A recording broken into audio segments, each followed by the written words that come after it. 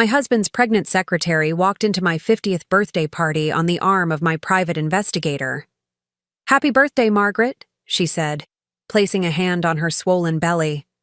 "I thought it was time you knew everything." But she had no idea that I'd hired my investigator 3 months ago, and this entrance was exactly what we'd planned. The crystal chandeliers of the Wildflower Hotel's grand ballroom cast prismatic light across 200 of Chicago's most influential faces, all gathered to celebrate my 50th birthday. I stood at the entrance, a vision of controlled elegance in my sapphire Valentino gown. Before we jump back in, tell us where you're tuning in from, and if this story touches you, make sure you're subscribed, because tomorrow I've saved something extra special for you. Greeting guests with the practiced smile I'd perfected over 25 years as Lucas Morrison's wife. "Margaret, darling, you look absolutely radiant," cooed Vivian Blackwell, the mayor's wife, air-kissing my cheeks. 50 never looked so good. "You're too kind, Vivian," I replied, my diamond earrings catching the light as I tilted my head. The earrings were a gift to myself. Lucas had forgotten my birthday for the 3rd year running, though his secretary Janet had dutifully sent flowers with his name on the card. Speaking of Janet. At precisely 8:47 p.m., the heavy oak doors of the ballroom swung open with theatrical timing. Janet Caldwell entered, her navy blue dress stretching across a belly that couldn't be more than 6 months along. But it wasn't her pregnancy that made the room's conversation falter. It was the man, whose arm she held, Kevin Donnelly, my private investigator. "Happy birthday, Margaret," Janet announced, her voice carrying across the suddenly hushed ballroom. She placed a perfectly manicured hand on her swollen belly, her engagement ring. Correction, her new engagement ring, that looked suspiciously like the anniversary band Lucas had lost last year, catching the light. "I thought it was time you knew everything." The champagne flute in Mayor Blackwell's hand trembled slightly. Vivian's mouth formed a perfect O of shock. My best friend Diane actually grabbed her husband's arm for support. What Janet didn't know, what none of them knew except Kevin and me, was that I had hired my investigator 3 months ago after discovering certain irregularities in our household accounts. This entrance? This moment of revelation? It was exactly what we'd planned. "Janet," I said warmly, gliding forward with the grace that had won me the Miss Illinois crown 30 years ago. "How wonderful of you to come, and in your condition too. Please, let me get you a chair." Janet's confidence wavered slightly. This clearly wasn't the reaction she'd expected. Thank you, but I'm fine standing." "Nonsense," I insisted, gesturing to a waiter. "Being on your feet this late in pregnancy must be exhausting. How far along are you now? 6 months?" "7, she corrected, her chin lifting defiantly. "7, I repeated thoughtfully. "My, how time flies. That would mean you conceived right around, let's see, Lucas's business trip to Miami?" Her face flushed. "Margaret, Oh, don't be embarrassed, dear," I interrupted smoothly. "Though I do wonder why you chose tonight to share your happy news. After all, Kevin has been keeping me informed of your situation for quite some time." The shock on her face was delicious. She turned to Kevin, who merely shrugged with professional detachment. "Sorry, Janet," he said in that gravelly voice that had convinced dozens of unfaithful spouses to trust him. "Mrs. Morrison has been my client since February." I watched the realization dawn on her face. The grand entrance she'd planned, the dramatic revelation designed to humiliate me in front of Chicago's elite, had been orchestrated by me all along. "Why don't you tell everyone why you really came tonight?" I suggested pleasantly. "I believe you had an announcement about Lucas?"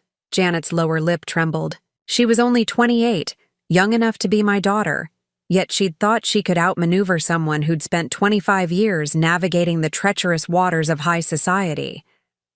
"Lucas and I are getting married," she said, trying to recapture her earlier bravado. "He's filing for divorce on Monday." A collective gasp rippled through the ballroom. I smiled. "How interesting," I said. "Though I should mention that Illinois is not a no-fault divorce state when adultery is involved. And Kevin here has quite the collection of photographs from those late nights at the office. Would you like to see them?" "This isn't how this was supposed to go," Janet whispered. "No, dear, I don't suppose it is." I turned to address my guests, my voice carrying clearly across the room. "Ladies and gentlemen, I apologize for this interruption to our celebration. As you can see, my husband's former secretary as of Monday morning, has chosen rather poor timing for her announcement." I looked back at Janet. "Did Lucas tell you about the prenuptial agreement? The one his father insisted on? It has some very specific clauses about infidelity." Janet's face had gone pale. He said it wouldn't matter."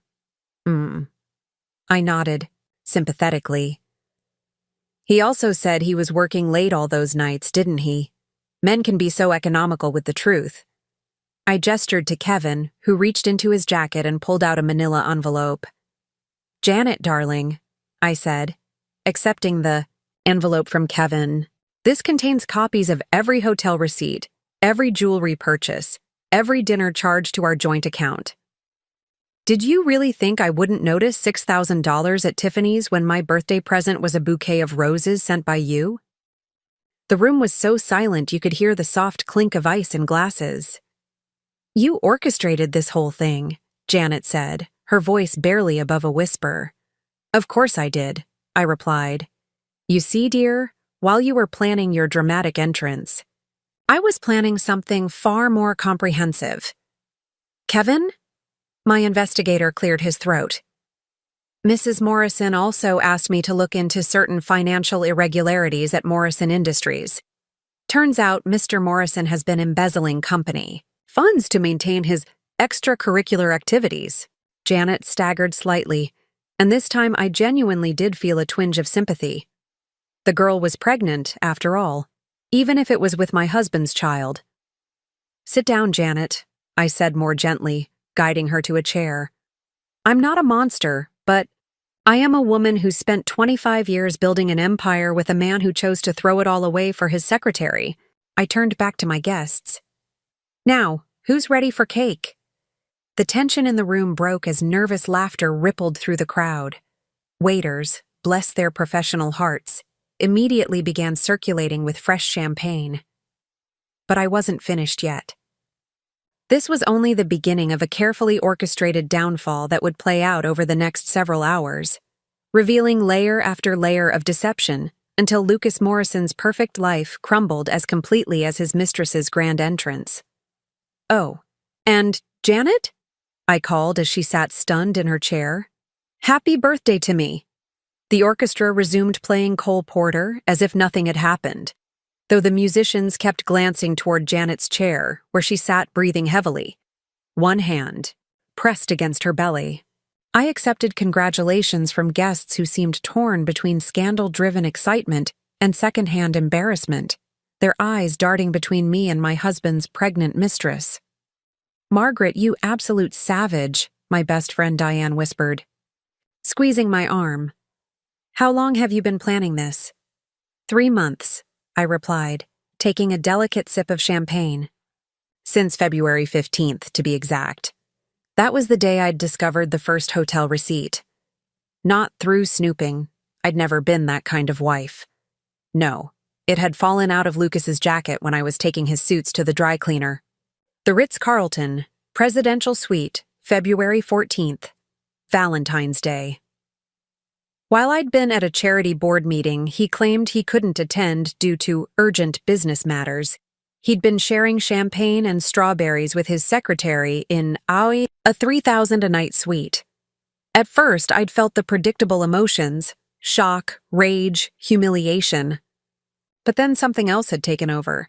A cold, calculating clarity I hadn't felt since my days as a corporate attorney, before I'd sacrificed my career to support Lucas's ambitions. Margaret Hastings Morrison wasn't just some trophy wife to be discarded. I'd graduated summa cum laude from Northwestern Law. Preparing and narrating this story took us a lot of time, so if you are enjoying it, subscribe to our channel. It means a lot to us. Now back to the story. I'd been the youngest partner at Whitman & Associates before I retired to raise our children and host dinner parties for Lucas's clients. Our sons, James and Oliver, were both following in my footsteps. James at Yale Law, Oliver finishing his MBA at Wharton. I watched Janet shift uncomfortably in her chair as another wave of guests approached to offer birthday wishes, carefully, ignoring the elephant in the room. Kevin had positioned himself near the windows, playing his role perfectly, the embarrassed investigator who'd been caught by his target. In reality, he was documenting every reaction, every whispered conversation. "Mrs. Morrison?" Kevin had said during our first meeting. "I've been doing this for 20 years. The cheating husband is predictable. The pregnant mistress who wants to force his hand? Even more so. We can use this." He'd been right. Janet's pregnancy had made her desperate, and desperate people make mistakes, like stealing my personal stationery, to forge letters from me to Lucas's attorney, expressing my wish for an amicable divorce. Like accessing my social calendar through Lucas's shared account to plan this dramatic confrontation. I'd let her think she was winning, even helped her, in subtle ways. When she'd called the Wildflower Hotel to confirm the details of my birthday party, I'd made sure the event coordinator gave her accurate information. When she'd tried to pump our housekeeper, Greta, for details about our marriage, I'd provided Greta with a script full of sighs and complaints about Lucas working late. The birthday celebration continued around us with the surreal quality of a play where someone had forgotten to tell half the actors about a major script change. The mayor was attempting to discuss urban development with my throat-slashing friend Diane, while both of them kept glancing at Janet. The society photographer Lucas had hired, part of his PR rehabilitation plan, no doubt, was clearly torn between capturing the elegant celebration I'd planned and the scandal unfolding before his lens. "More champagne, ma'am?" A waiter appeared at my elbow. "Thank you, Antonio," I smiled, allowing him to refill my glass. I'd learned all the staff names weeks ago, knowing they'd be my witnesses tonight. Waiters see everything but are rarely seen themselves, the perfect observers. Janet was attempting to stand, presumably to leave, when another carefully orchestrated moment arrived. My son Oliver burst through the ballroom doors, his business suit rumpled from travel. "Mom!" he called out, then stopped short at the sight of Janet. He knew exactly who she was. I'd briefed both boys weeks ago. But Oliver had inherited my talent for strategic drama. "Oliver, darling," I said warmly, opening my arms for a hug. "I thought you were in London closing the Harrington deal." "Wrapped it up early," he said, embracing me before turning to look at Janet with perfectly feigned confusion. "Sorry, have we met? I'm Oliver Morrison." Janet's hand instinctively went to her stomach. "I'm Janet. I work for your father." "Oh, you're the secretary." Oliver's voice carried just enough edge to make several nearby guests wince. "Dad's mentioned you. You helped with all those late-night presentations, right? The ones that kept him at the office past midnight?" The accusation in his tone was impossible to miss. Janet flushed crimson. "Your father and I," she began, "are having a baby," Oliver finished coolly. "Yes, Mom told me. She also told me about the forensic accountant she hired. Fascinating what they can uncover when they really dig into the books." "Oliver," I said gently, playing the role of the mother trying to maintain civility. "Perhaps we should discuss this later." "Why?" he asked, his voice carrying across the hushed ballroom. "Janet came here to make an announcement. Shouldn't we all know the truth? Like how Dad's been using the company acquisition fund to pay for his mistress's apartment." Gasps rippled through the crowd. Several board members from Morrison Industries were present, and I saw them exchanging alarmed looks. "That's not..." "Lucas would never..." Janet stammered. "Wouldn't he?" Oliver pulled out his phone, projecting the calm professionalism of the corporate lawyer he'd become. "I have the receipts right here. $8,500 a month for a Gold Coast apartment, listed as client entertainment facility in the company books. Richard Blackstone, the chairman of Morrison Industries Board, stepped forward. "Oliver, are you saying Lucas has been misappropriating company funds?" "I'm saying there are some interesting discrepancies that warrant investigation," Oliver replied carefully. "My mother's attorney will be in touch on Monday with full documentation." Janet stood abruptly, swaying slightly. "I need to go." "Oh, Janet," I called as she started for the door.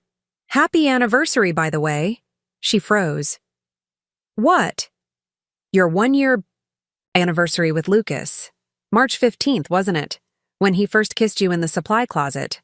I have the security footage if you'd like a copy for your scrapbook." Her face went white as she realized the full extent of my knowledge. Without another word, she fled the ballroom, her dramatic exit somewhat diminished by her ungainly pregnant waddle. I turned back to my guests, raising my champagne flute. Well, that was exciting. Who's ready for the surprise portion of tonight's entertainment? Nervous laughter rippled through the crowd. They had no idea that Janet's departure was just the opening act. The real show was about to begin. "You see," I continued, my voice carrying clearly through the ballroom, "when planning my 50th birthday celebration, I decided to give myself the gift of truth. Complete, unvarnished truth about my life, my marriage, and my future." I nodded. To Antonio, who dimmed the lights as a large screen descended from the ceiling. "I've prepared a little presentation," I announced. 25 years of marriage in pictures. Though I should warn you, some of these images were provided by my investigator, so they might not be quite what you're expecting. The first slide appeared, Lucas and me on our wedding day, both young and hopeful. The second slide, Lucas with his arm around Janet at last year's company Christmas party, his wedding ring conspicuously absent. "Now," I said, clicking to the E. "Next slide. Let's talk about what really happened on those business trips to Miami." The presentation began innocently enough. Our wedding photos, early years of struggle, the birth of our sons. But as the slides progressed, the tone shifted. A receipt from the Drake Hotel dated 6 months ago. A jewelry store invoice for a $15,000 necklace I'd never received. Credit card statements showing dinners for 2 at romantic restaurants while I was visiting my mother in Florida. February 15th. I narrated calmly as a new slide appeared. The day everything changed. I was taking Lucas's suits to the cleaners when this fell out of his pocket. The Ritz-Carlton receipt filled the screen. Presidential suite, Valentine's Day, room service for 2, champagne, chocolate-covered strawberries, the works. Curious. I continued.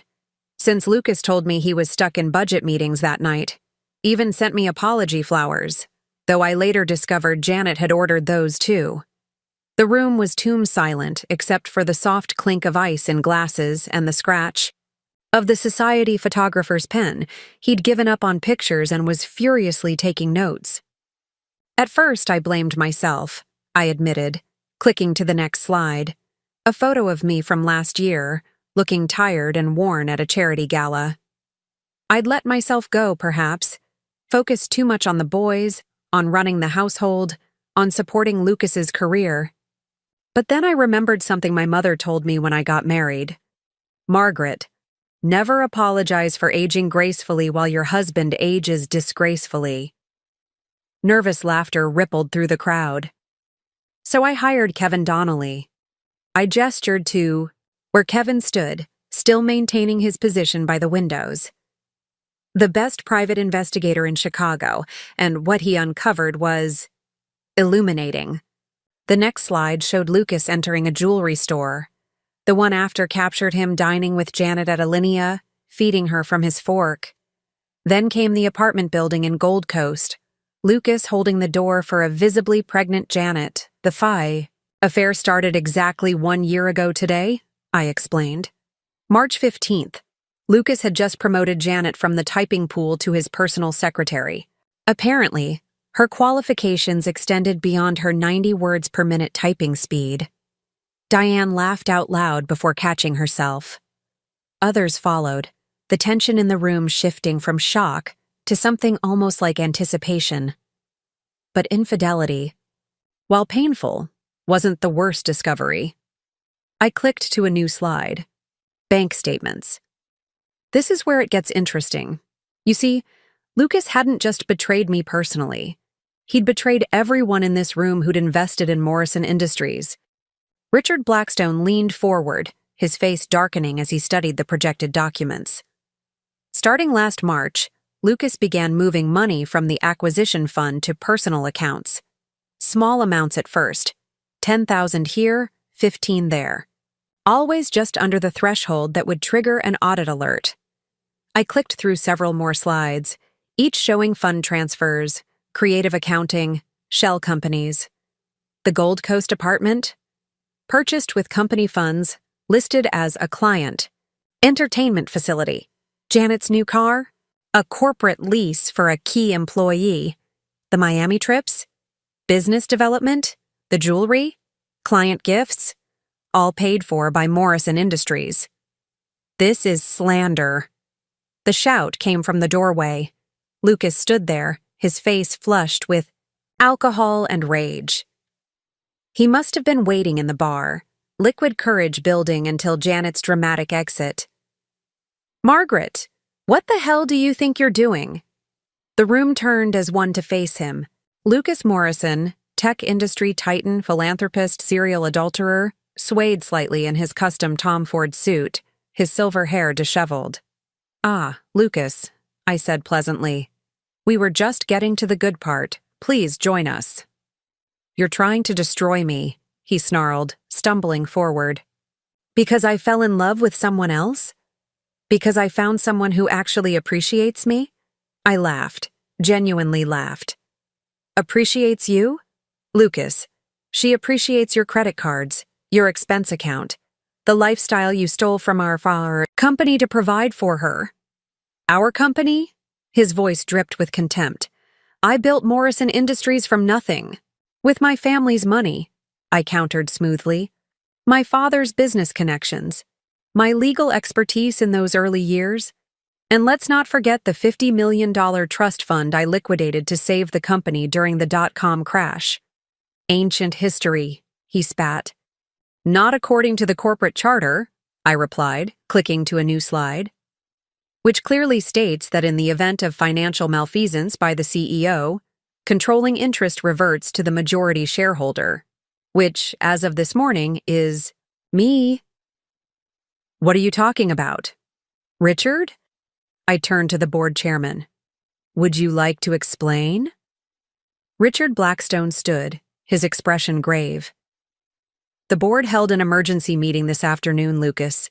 In light of the evidence Mrs. Morrison presented regarding misappropriation of funds, you've been suspended pending a full investigation." Lucas's face went from red to white. "You can't do that. I'm the founder."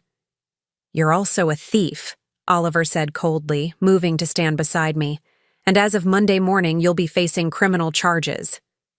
"This is a setup," Lucas spluttered, looking around wildly for support. "A conspiracy! Margaret's trying to steal my company." "Your company?" I clicked to the final slide, a legal document dated 1999. "This is our original incorporation agreement, Lucas. The one you signed when you were so eager for my father's money that you'd agree to anything. It clearly states that in the event of divorce due to infidelity, all shares revert to the injured party."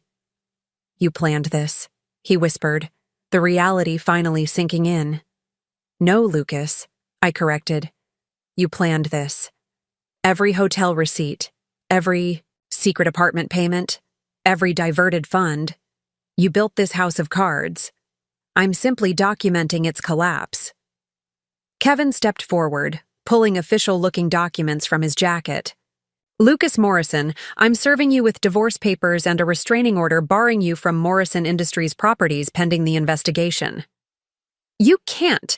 This is my birthday party," Lucas protested weakly. "No," I said firmly.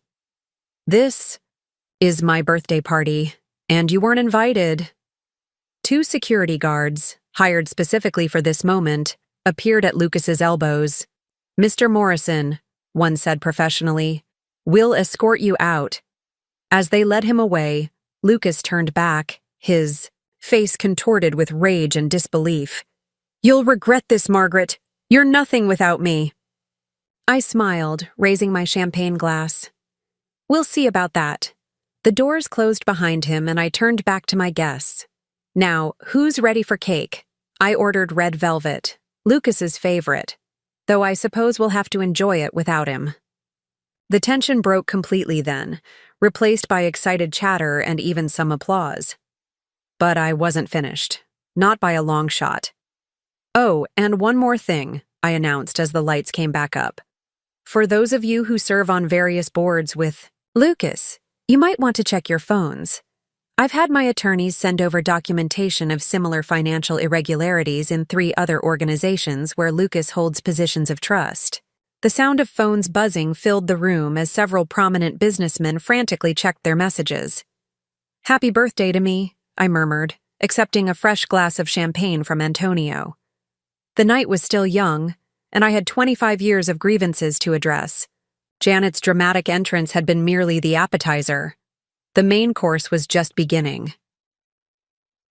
The morning after my birthday party, I sat in my home office surrounded by bankers' boxes and file folders, the detritus of 25 years of marriage, transformed into evidence. Rain streaked the windows of our Lakeshore Drive penthouse, the Chicago skyline gray and brooding beyond the glass. My laptop displayed a spreadsheet I'd been building for months. Every suspicious transaction, every unexplained absence, every lie carefully cataloged. Kevin arrived at precisely 9 a.m., as scheduled. With him was Bridget Coleman, the forensic accountant I'd hired 6 weeks ago. She was a small woman with sharp eyes and an even sharper mind, known for unraveling the financial schemes of white-collar criminals. "The offshore accounts were cleverly hidden," Bridget said, spreading documents across my desk. "Lucas used a series of shell companies in the Cayman Islands, but he made one crucial mistake. He used the same lawyer for all of them. A lawyer who, coincidentally, attended last night's party. Douglas Reinhardt?" I nodded. He looked rather pale when I mentioned forensic accounting. "He should," Kevin interjected. "He's facing disbarment. Turns out helping clients hide embezzled funds violates several ethical standards." I studied the web of transactions Bridget had mapped out. It was more extensive than even I had imagined. Lucas hadn't just been stealing from Morrison Industries, he'd been siphoning funds from 2 charitable foundations where he served as treasurer. "The pregnancy complicated things," Kevin continued, flipping through his own files. "Janet got greedy. She wanted more than just the apartment and the allowance. She wanted legitimacy, marriage, a claim on the Morrison fortune. That's when she made her first mistake," I said, pulling out a folder marked J. Caldwell, background. "She started pressuring Lucas, threatening to expose the affair if he didn't leave me." Kevin nodded. The text messages between them got increasingly hostile. She gave him an ultimatum: divorce by your birthday, or she'd tell you everything herself. Which is exactly what I counted on. I smiled grimly. Janet thought she was being clever, planning her grand entrance. She never realized I'd been feeding her information through carefully placed leaks. Bridget looked up from her laptop. "The pattern goes back further than we thought. Lucas has been setting up unauthorized accounts for 5 years. Small diversions. At first, but they escalated when he met Janet." I moved to the window watching Lake Michigan churn below. 5 years. While I'd been planning fundraisers and supporting his career, Lucas had been systematically betraying everyone who trusted him. "There's more," Kevin said quietly. "Janet isn't the first." I turned back. "I know. The presentation last night covered 3 previous affairs." "No, I mean she isn't the first pregnancy." The words hit me like a physical blow. Kevin handed me a file marked confidential. Inside were medical records, payment receipts, and photographs of a woman I vaguely recognized. "Elodie Summers," Kevin explained. former marketing director at Morrison Industries, left abruptly 4 years ago with a generous severance package. I remember her, I said slowly. Lucas said she was relocated to the London office. She was relocated, all right, to a private clinic in Switzerland. The abortion was performed at 16 weeks. Lucas paid her $2 million for her silence. I sank into my chair, processing this new betrayal. 4 years ago, I'd been going through early menopause, grieving the end of my fertility. Lucas had held me while I cried about never having the daughter I'd always wanted, all while he was paying off his pregnant mistress. The money came from the employee pension fund, Bridget added. He replaced it 3 months later with dividends from a deal that closed early. No one ever noticed. I noticed, I said quietly. I asked about the pension fund discrepancy. Lucas said it was an accounting error, a timing issue with the fiscal quarter transition. You believed him, Kevin observed, not unkindly. I trusted him, I corrected. There's a difference. We spent the next 3 hours mapping out Lucas's financial crimes. The scope was staggering. He'd stolen nearly $30 million over 5 years, using increasingly complex schemes to hide his tracks. But greed had made him sloppy, and Janet's pregnancy had made him desperate. The board meeting is Monday, I said finally. Do we have enough to ensure his removal? More than enough, Bridget confirmed. The SEC will likely file charges by Wednesday. The Illinois Attorney General's office is already preparing a case. What about Janet? Kevin shifted uncomfortably. That's complicated. She's guilty of conspiracy, certainly, but she's also 7 months pregnant. Prosecutors will be reluctant to pursue charges until after the birth. I nodded, understanding the optics. The wronged wife sending her pregnant rival to prison wouldn't play well in the media. There's something else, Kevin said, producing another file. Janet's been in contact with a reporter from the Tribune. She's planning to sell her story. The other woman, My Life with Lucas Morrison. I laughed bitterly. Let her. By the time the story runs, Lucas will be facing federal charges. She'll be just another cautionary tale about getting involved with married men. My phone buzzed. James, my eldest, calling from New Haven.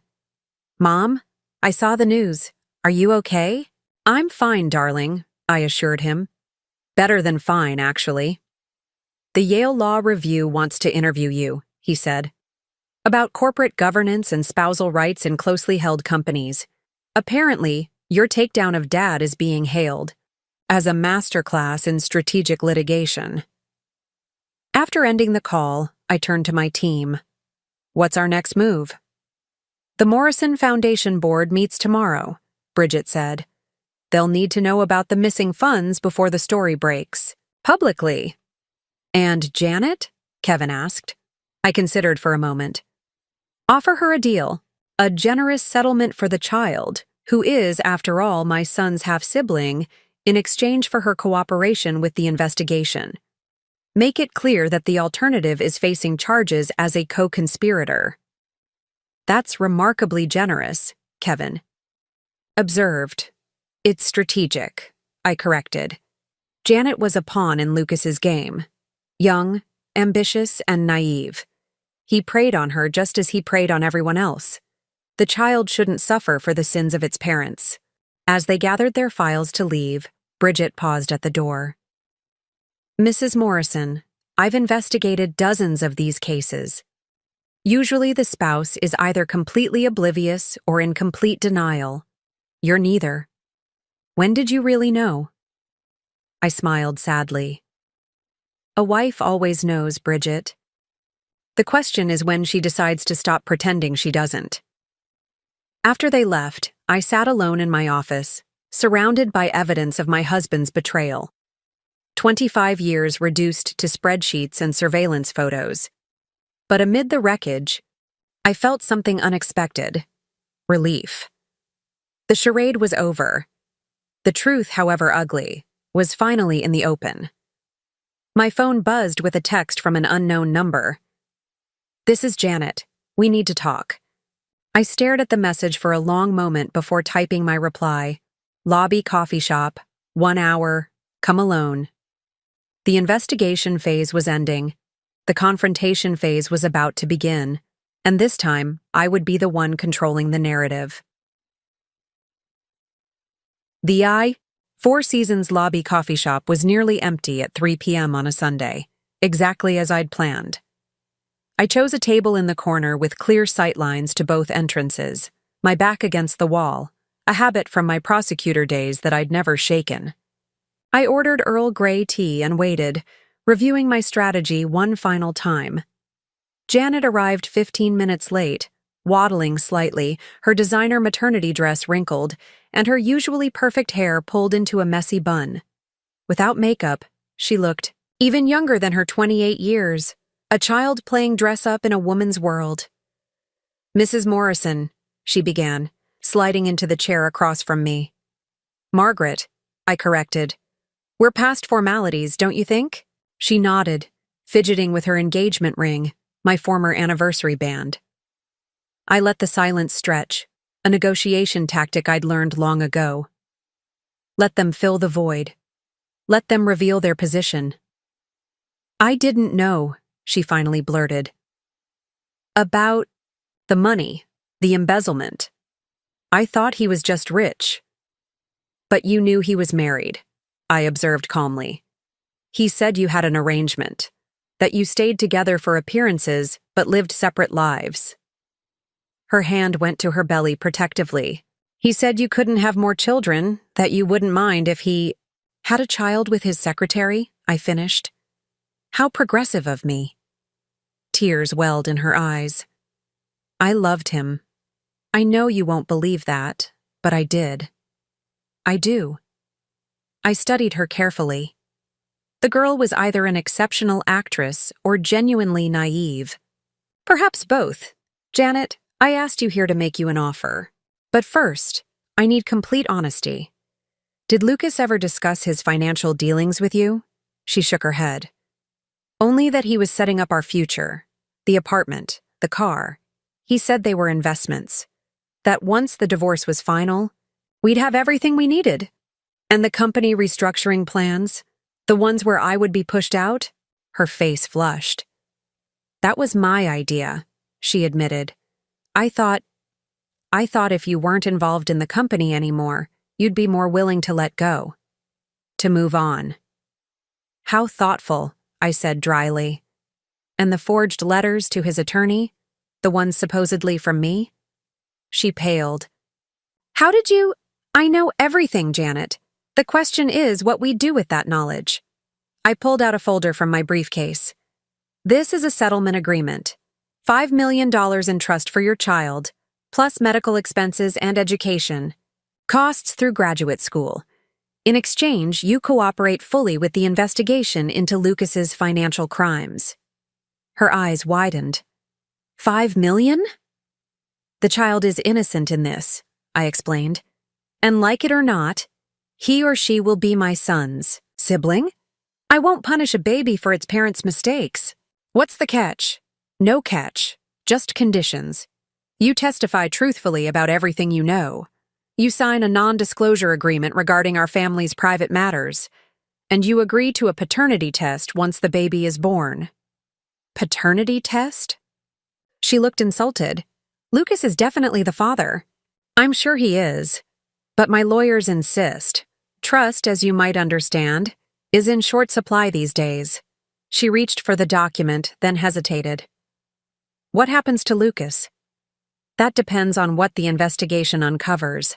At minimum, he'll lose control of the company and face civil penalties. At worst, federal prison." "And me?" "You're young, Janet.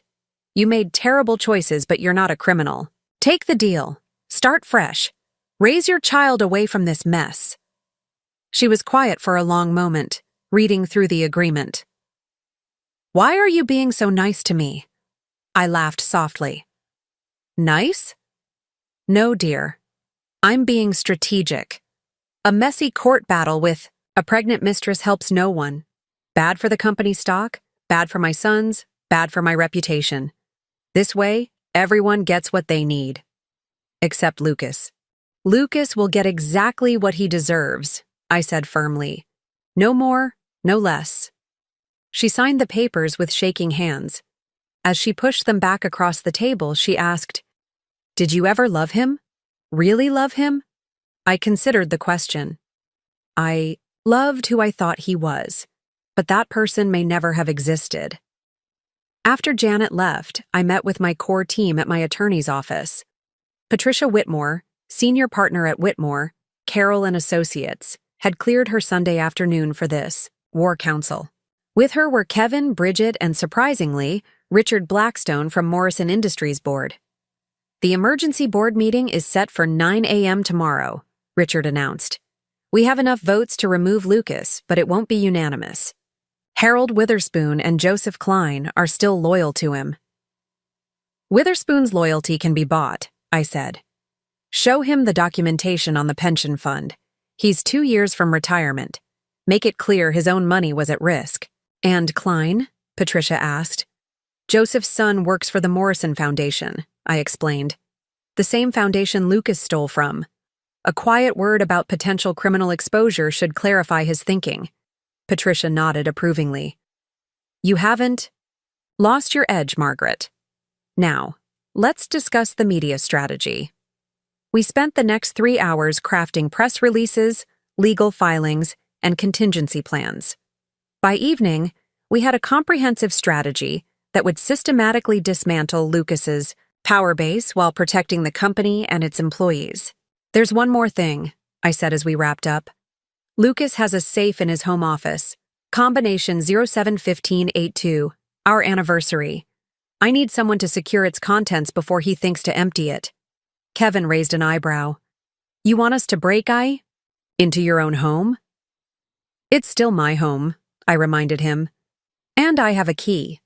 But Lucas might be there, and I'd prefer to avoid a confrontation until after tomorrow's board meeting."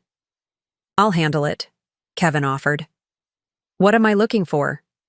"Everything, but specifically a red leather journal. Lucas keeps handwritten notes of his special transactions. He thinks digital records can be traced too easily." Patricia leaned forward. "How long have you known about this journal?" I smiled. "Since our 10th anniversary. Lucas got drunk and bragged about his insurance policy against business partners who might betray him. I never forgot." "Why didn't you look for it sooner?" Bridget asked. "Because I needed him to feel safe. Overconfident. If he knew I was investigating, he might have destroyed evidence. Better to let him think I was the oblivious wife until all the pieces were in place." Richard shook his head admiringly. "Remind me never to cross you, Margaret." As the meeting concluded, Patricia pulled me aside. "Are you ready for tomorrow? It's going to be brutal." I thought about the 25 years I'd spent building a life with Lucas, only to discover it was all built on lies. I thought about Janet's swollen belly and the child who would carry the Morrison name. I thought about my sons, who would have to reconcile the father they loved with the criminal he'd become. "I've been ready for months," I told her. "Tomorrow, we end this chapter, and I finally get to write my own story." The sun was setting over Chicago as I left the office, painting the sky in shades of orange and pink. Somewhere in the city, Lucas was probably drinking himself into oblivion, unaware that his empire was crumbling. Tomorrow would bring lawyers, board meetings, and public scandal. But tonight, I would go home to my empty penthouse, pour myself a glass of wine, and savor the quiet satisfaction of a plan perfectly executed. The trap was set. All that remained was to spring it. Monday morning arrived with the kind of crisp Chicago spring weather that usually lifted my spirits. Today it felt like pathetic fallacy, the calm before the storm. I dressed carefully in my armor, a charcoal, Chanel suit, pearl earrings, and the diamond tennis bracelet I'd bought myself last Christmas when Lucas forgot our anniversary again. At 7 a.m., Kevin called. "I got the journal. And Margaret, you're going to want to see this before the board meeting." We met at my attorney's office, where Kevin spread the contents of Lucas's safe across the conference table. The red leather journal sat among stocks, certificates, property deeds, and photographs I didn't want to examine too closely. Page 47, Kevin said, sliding the journal toward me. Lucas's handwriting, once charming in its messiness, now looked like the scrawl of a guilty conscience. March 15th, first day with Jay. Finally someone who appreciates my vision. M. Getting suspicious about late nights. Need better cover stories. April 2nd. Set up Cayman account number 4. Moved $2 from acquisition fund. Board too stupid to notice. May 18th. J pregnant. Could be useful. M can't have more kids. Perfect timing to force divorce. June 20th. M asking questions about pension fund. Need to be more careful. Maybe time to frame her for embezzlement if she gets too close. My hands trembled slightly as I read that last entry. He was planning to frame me? Turn to page 61, Kevin said grimly. September 3rd. Contacted Derek about creating backdated documents showing M's involvement in fund transfers. $50K to make it look authentic. Her signatures from charity work will be perfect. Derek is Derek Williamson, Kevin explained.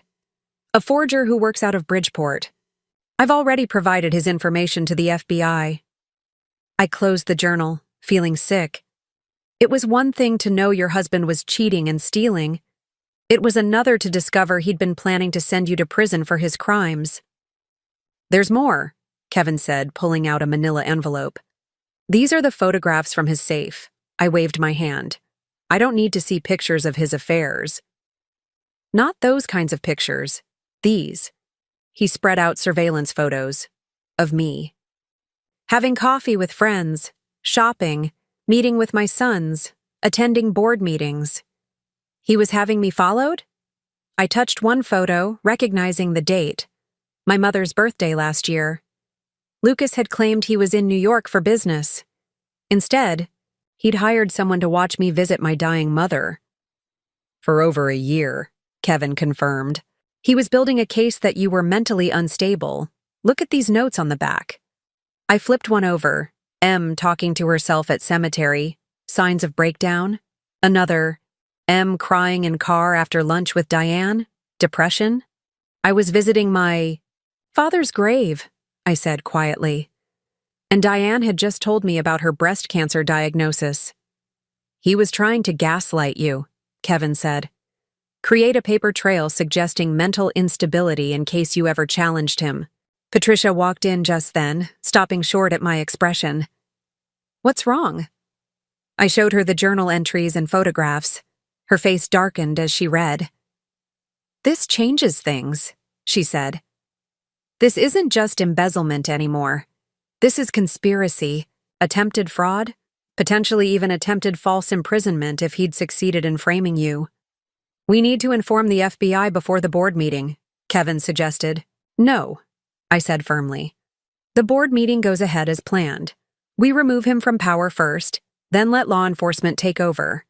I want him to lose everything before he realizes how much trouble he's really in. At 8:45 a.m., I entered the Morrison Industries boardroom. The space held so many memories. Company celebrations, tense negotiations, holiday parties where Lucas charmed investors while I played the perfect corporate wife. Today, it would witness his downfall. Board members filtered in, some greeting me warmly, others avoiding eye contact. Lucas's allies were clearly nervous. At exactly 9, Lucas strode in, his trademark confidence intact despite the whispers that followed him. Shall we get started? Richard Blackstone called the meeting to order. We have several urgent matters to address. Lucas took his usual seat at the head of the table. I sat directly across from him, maintaining eye contact as Richard began. The board has called this emergency meeting to address serious allegations of financial misconduct. This is ridiculous, Lucas interrupted. My wife is having some kind of breakdown and you're all buying into her delusions. Mr. Morrison, Richard continued calmly, We have evidence of systematic embezzlement from company funds, including the transfer of $30 million to offshore accounts. Where's your proof? Lucas demanded. Bridget stood, connecting her laptop to the presentation system. I'm Bridget Coleman, forensic accountant. I've been investigating Morrison Industries' finances for the past 6 weeks. The screen filled. With damning evidence, bank statements, wire transfers, shell company documents. With each slide, Lucas's face grew paler. Furthermore, Bridget continued, we have testimony from multiple sources confirming Mr. Morrison's involvement in these transactions. What sources? Lucas snapped. My vindictive wife? Actually, Kevin said, standing, your attorney Douglas Reinhardt has agreed to testify in exchange for immunity. He's provided detailed records of your offshore accounts. Lucas turned to Yao, face me, real fear finally showing in his eyes. Margaret, please, think about what you're doing. Think about our sons. I am thinking about them, I replied evenly. They deserve to know their mother won't let anyone, not even their father, destroy what we've built. Richard cleared his throat. I moved to remove Lucas Morrison as CEO. Effective immediately. Seconded, said Patricia Blackwell. All in favor? One by one, hands raised around the table. Even Joseph Klein, Lucas's longtime ally, voted for removal. After glancing at his phone, presumably checking his messages about his son's potential legal exposure. Motion carried, Richard announced. Lucas Morrison, you are hereby removed as CEO of Morrison Industries. You can't do this, Lucas shouted, standing so forcefully his chair tipped over. This is my company. Security is waiting outside, Richard said calmly. Please collect your personal items and leave the building. As security entered, Lucas grabbed my arm. You've destroyed everything we built together. I carefully removed his hand. No, Lucas, you destroyed it. I'm just cleaning up the mess. After security escorted him out, Richard turned to the board. I nominate Margaret Morrison as interim CEO. Seconded, came multiple voices. The vote was unanimous. One more matter, Richard said.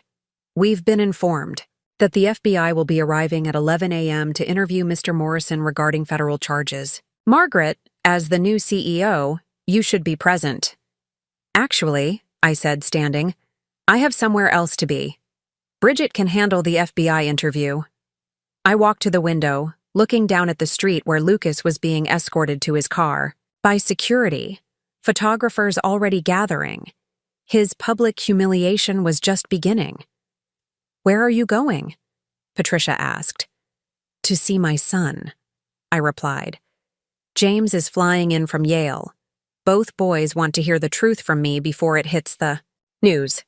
Outside, a reporter had cornered Lucas. Even from 20 floors up, I could see his agitation as he tried to push past the cameras. By evening, his face would be on every news channel in Chicago. Margaret? Richard's voice was gentle. Are you sure you're ready for this? The media attention will be brutal. I turned from the window, thinking of the journal entries plotting my destruction, the surveillance photos documenting my grief, the systematic attempt to erase my contributions to the company we'd built together. I've been ready for years, I said. I just didn't know it until now. As I left the boardroom, my phone buzzed with a text from Oliver. Mom, I'm with James at the apartment. The news is already breaking. Are you okay? I typed back. On my way. Order pizza. We have a lot to talk about. Walking through the building, I'd helped create, past employees who now looked at me with new respect. I felt something I hadn't experienced in years. Freedom. The careful dance of appearances was over. The truth, messy and painful as it was finally in the open. But this victory felt hollow. 25 years couldn't be erased with a board vote. The man I'd loved, the father of my children, had been willing to send me to prison to protect his secrets. That betrayal cut deeper than any affair. As I reached the lobby, Kevin fell into step beside me. The FBI wants to interview you at 2 p.m. Tell them 4, I said. I need time with my sons first. They deserve to hear everything from me, not the evening news. Margaret, Kevin said, stopping me with a hand on my arm. You did the right thing. He would have destroyed you. I know, I replied, but knowing doesn't make it hurt any less. Outside, Chicago stretched before me, indifferent to personal tragedies and corporate dramas. Somewhere in this city, Lucas was probably calling his lawyer, trying to salvage what was left of his reputation. Janet was preparing for single motherhood, and I was walking toward a future I couldn't quite envision yet. But first, I had to face my sons and explain how their father had become a stranger and why their mother had orchestrated his downfall. The hardest conversation of my life awaited, but I wouldn't face it alone. Truth had a way of bringing people together, even as it tore others apart. The stage was set for the final act of Lucas Morrison's fall from grace. I just had to play my part a little longer. The apartment James and Oliver shared in Lincoln Park was a typical bachelor pad. Exposed brick walls, minimalist furniture, and a kitchen that saw more takeout containers than home cooking. But today it felt like a war room. Pizza boxes sat untouched on the coffee table while my sons studied the evidence I'd brought. Bank statements, journal entries, surveillance photos. He was going to frame you? James, my eldest, held the journal with shaking hands. His Yale law education hadn't prepared him for this level of family betrayal.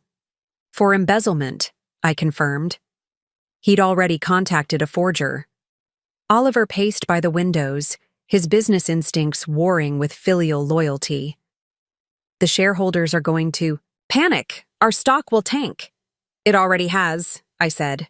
Down 12% in early trading, but it'll recover once we announce the restructuring plan. What restructuring plan? James asked. The one I've been developing for 3 months. I pulled out my laptop. New leadership, reformed governance, and a forensic audit of all divisions. We'll take the hit now but emerge stronger. My phone buzzed. The caller ID showed Lucas Morrison. Don't answer, Oliver said quickly. I have to. This is still a negotiation. I stepped into the hallway. For privacy. Margaret, Lucas's voice was rough, desperate. We need to talk. We are talking. In person. Please. Not with lawyers, not with investigators. Just us. Where are you? The Drake. Room 1420. Christ. Margaret, they've frozen all my accounts. I can't even pay for room service. I almost laughed at the irony. The Drake Hotel, where he'd conducted several of his affairs. Now it was his prison. I'll be there in an hour, I said. Mom, no, James protested when I returned. Let the FBI handle him. The FBI wants evidence, I said. Lucas is desperate enough to provide it, if I handle this right. The Drake Hotel lobby was swarming with reporters when I arrived. Someone had leaked Lucas's location. I slipped in. Through the service entrance, a route I'd learned years ago when attending charity galas here. Room 1420 was a standard suite, not the penthouse Lucas usually preferred. He answered the door unshaven, still wearing yesterday's suit. The room reeked of scotch and desperation. You look terrible, I observed. You look... He gestured helplessly. The same. Beautiful. How can you be so calm? Practice, I said, sitting in the armchair farthest from him. You wanted to talk. Talk. He poured himself another scotch. I never meant for it to go this far. The affairs? The embezzlement? The plan to frame me for your crimes? He flinched. You read the journal. Every word. Tell me, Lucas. When exactly?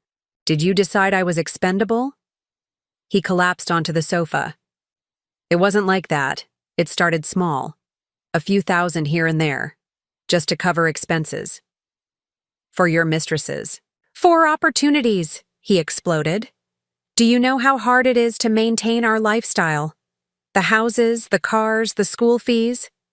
I paid those school fees, I reminded him, with my inheritance, which I invested, which I grew into, which you stole from. Don't rewrite history, Lucas. Not with me. He drained his glass. What do you want? Full disclosure. Every offshore account, every shell company, every fraudulent transaction. In writing. And in exchange, I'll recommend minimum security prison instead of maximum. He laughed bitterly. Prison. Jesus Christ, Margaret. You stole $30 million. Lucas! You were planning to frame me for your crimes. What did you expect? A slap on the wrist? I expected loyalty, he shouted. 25 years, Margaret. I gave you everything. You gave me lies, I said quietly. Betrayal. Humiliation. You gave me a private investigator documenting my grief so you could paint me as unstable. You gave me a husband who was planning to destroy me to save himself. He deflated like a punctured balloon. When did you know? About the affairs? Years ago. About the money? 6 months? About your plan to frame me? Last night. Why didn't you just divorce me? Because you would have hidden assets, destroyed evidence, and painted me as the bitter ex-wife. I needed you to feel safe, overconfident. So the birthday party was a trap. Yes. He stood abruptly, pacing. Janet's pregnant with my child. I know, I've already set up a trust fund for the baby. He stopped. You what? $5 million. The child is innocent, Lucas. Unlike its father. Why would you do that? Because I'm not you, I said simply. I don't punish children for their parents' sins. My phone buzzed. A text from Kevin. FBI is at the office. They want to know your location. The FBI wants to talk to you, I told Lucas. I need a lawyer. Douglas already flipped. He's providing evidence in exchange for immunity. That bastard. He's protecting himself, just like you've always done. Lucas slumped back onto the sofa. I loved you once, you know. No, you didn't. You loved what I represented. The connections, the money, the respectability. When those became inconvenient, you tried to destroy me. What happens now? Now you have a choice. Cooperate fully and maybe serve 5 to 7 years. Fight it and face 20 to 30. Some choice. I stood to leave. It's more than you gave me. Margaret, wait. He grabbed my arm. The boys. What did you tell them? The truth. Do they hate me? I looked at this man I'd once loved, now reduced to a pathetic shadow. They're disappointed, angry, confused. But they don't hate you, Lucas. They pity you. His hand dropped. That's worse. Yes, I agreed. It is. I walked to the door, then paused. One more thing. Janet has agreed to cooperate with the investigation. She's providing emails, text messages, recordings of your conversations. Recordings? Apparently she started taping you after you missed 3 child support payments to your previous mistress, the one in London. His face went white. You know about Elodie? I know about all of them, Lucas. Every affair, every payoff, every lie. The only question is whether the FBI learns it from me or from you. You've won, he said bitterly. Is that what you want to hear? This isn't about winning. It's about justice and maybe redemption. For who? For everyone you hurt, including yourself. I left him there, alone with his scotch and his regrets. In the hallway, I texted Kevin. Room 1420. He's ready to talk. The elevator ride down felt like shedding years of accumulated weight. Each floor brought me closer to a future I was only beginning to imagine. In the lobby, I ran into Janet. She was standing by the windows, one hand on her belly, watching the media circus outside. Janet? I acknowledged. She turned, startled. Margaret, I'm meeting with the FBI in an hour. I know. Are you ready? I'm scared, she admitted. Of what? Of everything. The media, the investigation, raising this baby alone. I studied her. Young, pregnant, terrified. So different from my memories of her confident entrance at my birthday party. "Can I give you some advice?" I asked. She nodded. "Tell the truth. All of it. It's the only way to move forward. Even if it hurts people?" "The truth hurts less than the lies, Janet. Trust me on that." She touched her belly again. "Will my baby hate me for this?" "That depends on what you do next. Children can forgive mistakes. They can't forgive continued deception. Is that why you're doing this? For your sons? I'm doing this for everyone Lucas hurt, including myself. Including me?" I smiled slightly. "Even you, Janet, especially your child." Outside, a reporter spotted us through the window and pointed. Cameras swung in our direction. "Go out the service entrance," I advised. "Avoid the cameras until you're ready to face them." "What about you?" I straightened my jacket, touched my pearls. "I've been facing them for 25 years. What's one more day?" I walked out the front entrance into a barrage of questions and flashing cameras. But for the first time in decades, I didn't have to smile and deflect. I could speak the truth. "Mrs. Morrison, is it true your husband embezzled $30 million? "The FBI is investigating," I replied calmly. "I have full confidence in their work." "What about his affair with his secretary?" "That's a private matter between my husband and his conscience." "Are you seeking a divorce?" I smiled. "My attorney will be making a statement this afternoon." As my car pulled away from the hotel, I saw Lucas watching from his window 14 floors up. Even from this distance, I could see the defeat in his posture. The initial confrontation was over. The real battle was just beginning. But for the first time in years, I was fighting on my own terms, with truth as my weapon and justice as my goal. My phone rang. "Oliver." "Mom?" "The FBI just left. They want all our financial records for the past 5 years." "Give them everything," I said. "We have nothing to hide anymore." "Are you okay?" I watched Chicago blur past my window. This city where I'd built a life, raised my children, and finally found my voice again. "I'm better than okay," I told my son. "I'm free." "The FBI?" Field office buzzed with the controlled chaos of a major financial crimes investigation. Agent Sarah Donovan, a no-nonsense woman in her 40s with sharp eyes and graying temples, led me to an interview room where boxes of evidence lined the walls. "Mrs. Morrison, thank you for coming," she said, gesturing to a chair. "Your cooperation has been invaluable. Please, call me Margaret. And I'm happy to help." She opened a file. "Let's start with the Caribbean accounts. We've traced 5 separate shell companies, but our forensic accountants believe there are more." I pulled out my laptop. "There are 7. Lucas was always fond of prime numbers, said they were harder to track. I opened a spreadsheet I'd been building. "Here's the pattern I discovered." Agent Donovan leaned forward. "How did you find this?" "Lucas used our anniversary dates as part of his passwords. July 15th, 1999. He'd reverse them, combine them with our son's birth dates. Sentimental and stupid. These transactions," she traced, a finger down the columns. "They go back 8 years. You've known that long?" "No. I suspected affairs, but not theft. Not until I hired Kevin Donnelly." "The private investigator who was at your birthday party?" "The same, but there's something else." I pulled out Lucas's journal. Page 83. She read aloud.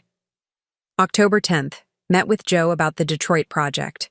Agreed to funnel payments through the renovation budget. Margaret too busy with her charity work to notice. Joe is Joseph Weinberg," I explained. "City councilman. The Detroit project was supposed to be low-income housing." "Are you saying your husband was involved in municipal corruption?"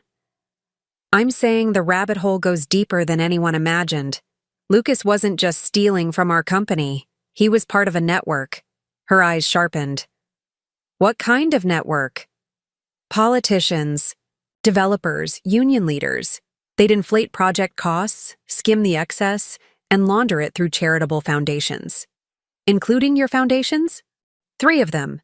The Morrison Family Trust, the Lakeside Youth Initiative, and, I swallowed hard, the Margaret Morrison Women's Shelter. He used your name? He used everything. Nothing was sacred. She made notes rapidly. We'll need documentation. It's all here. I pushed a flash drive across the table. Bank records, emails, recorded conversations. Lucas kept meticulous records. He thought they gave him power over his co-conspirators. Recorded conversations? He wore a wire to meetings. Insurance, he called it. I smiled grimly. He never imagined they'd be used against him. The door opened and another agent entered, whispering to Donovan. Her expression darkened. Margaret, when was the last time you spoke to Douglas Reinhardt? Lucas's attorney? Not since the birthday party. Why? He's missing. His office was cleaned out this morning. His secretary says he booked a flight to São Paulo. My stomach dropped. He's running. With what? I thought quickly. Client files. Lucas kept duplicates of everything at Douglas's office. If Douglas has those, he could blackmail half of Chicago's elite, or sell the information to the highest bidder. Agent Donovan stood abruptly. We need those files. Any idea where else he might have copies? Lucas had a storage unit, north side near Wrigley Field. He thought I didn't know about it. Address? I wrote it down. Unit 237.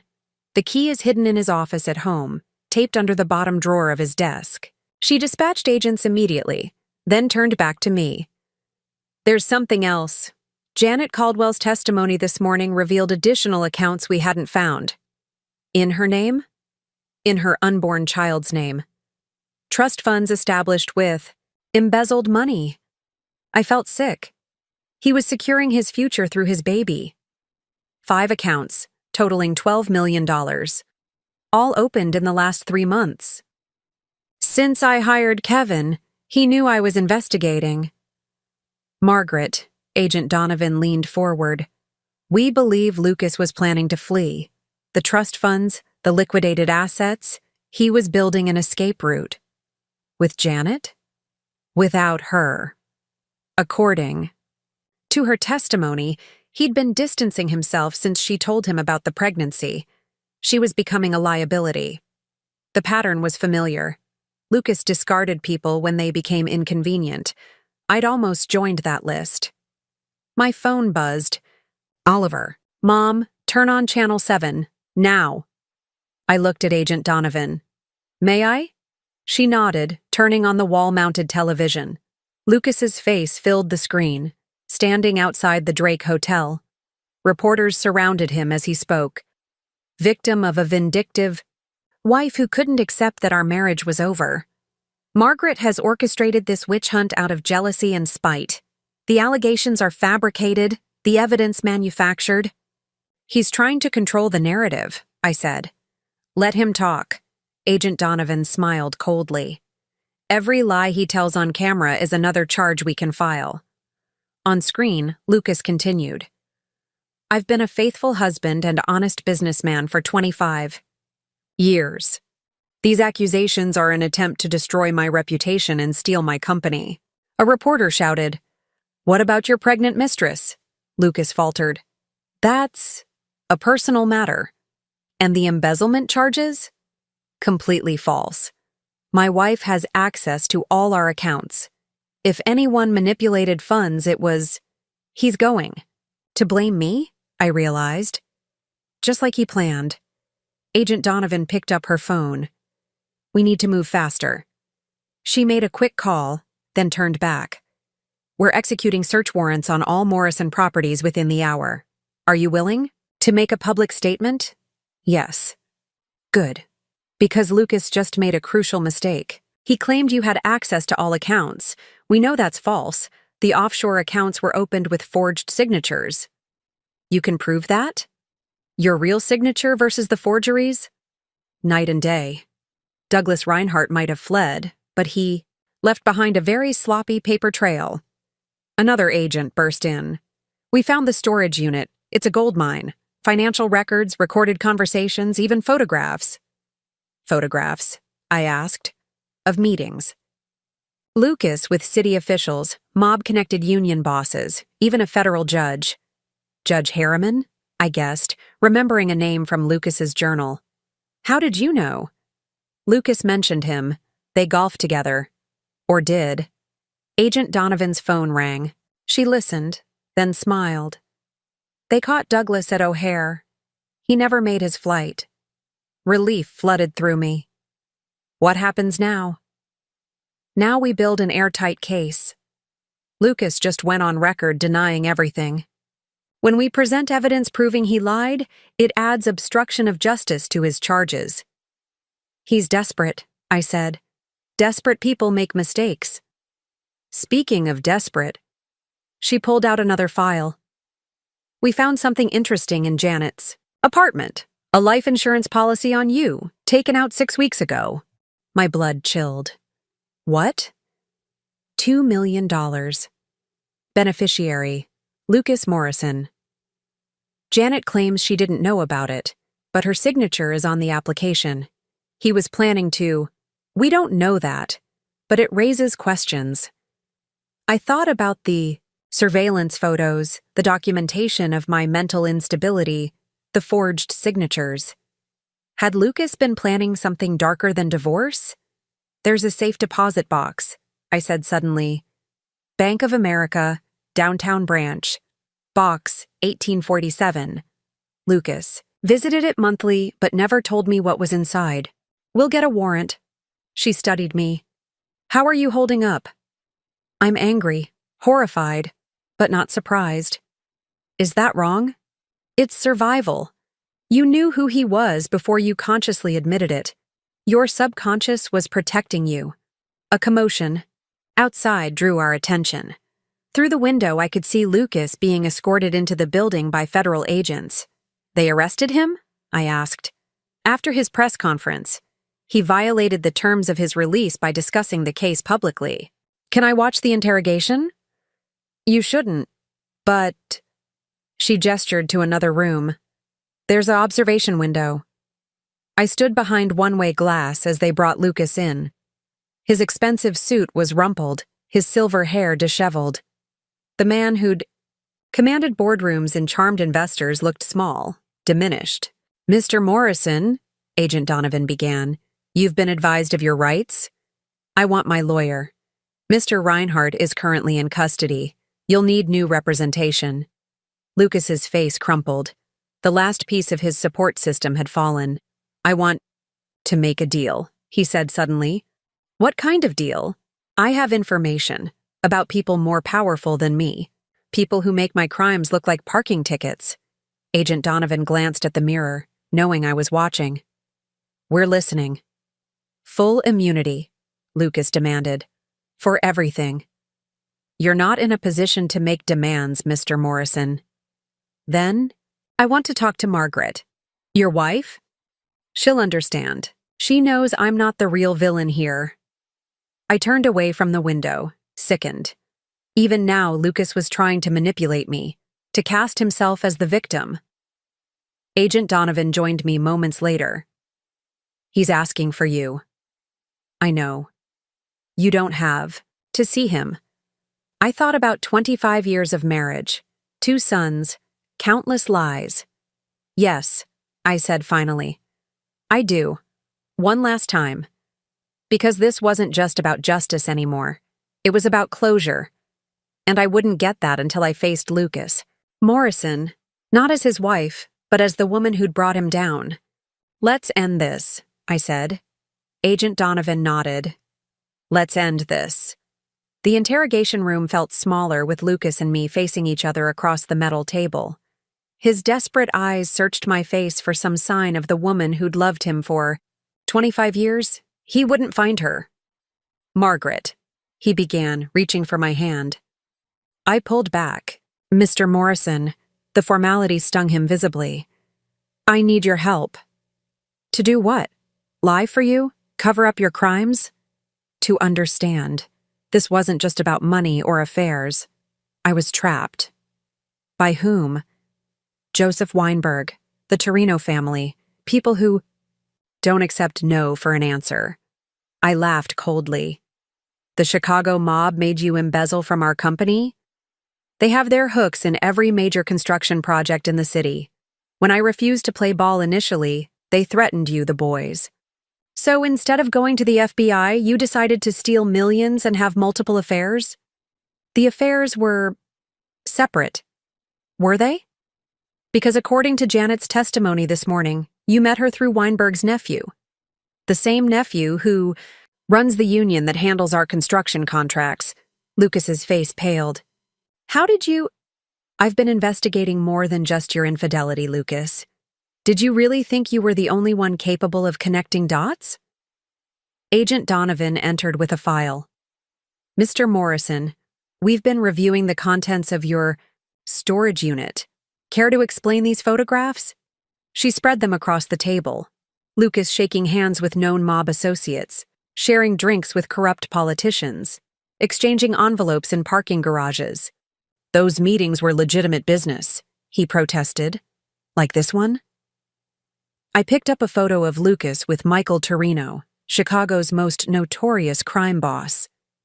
Taken 3 days before our company mysteriously won the Navy Pier renovation contract? Margaret, you don't understand. I understand perfectly. You didn't just betray me, Lucas.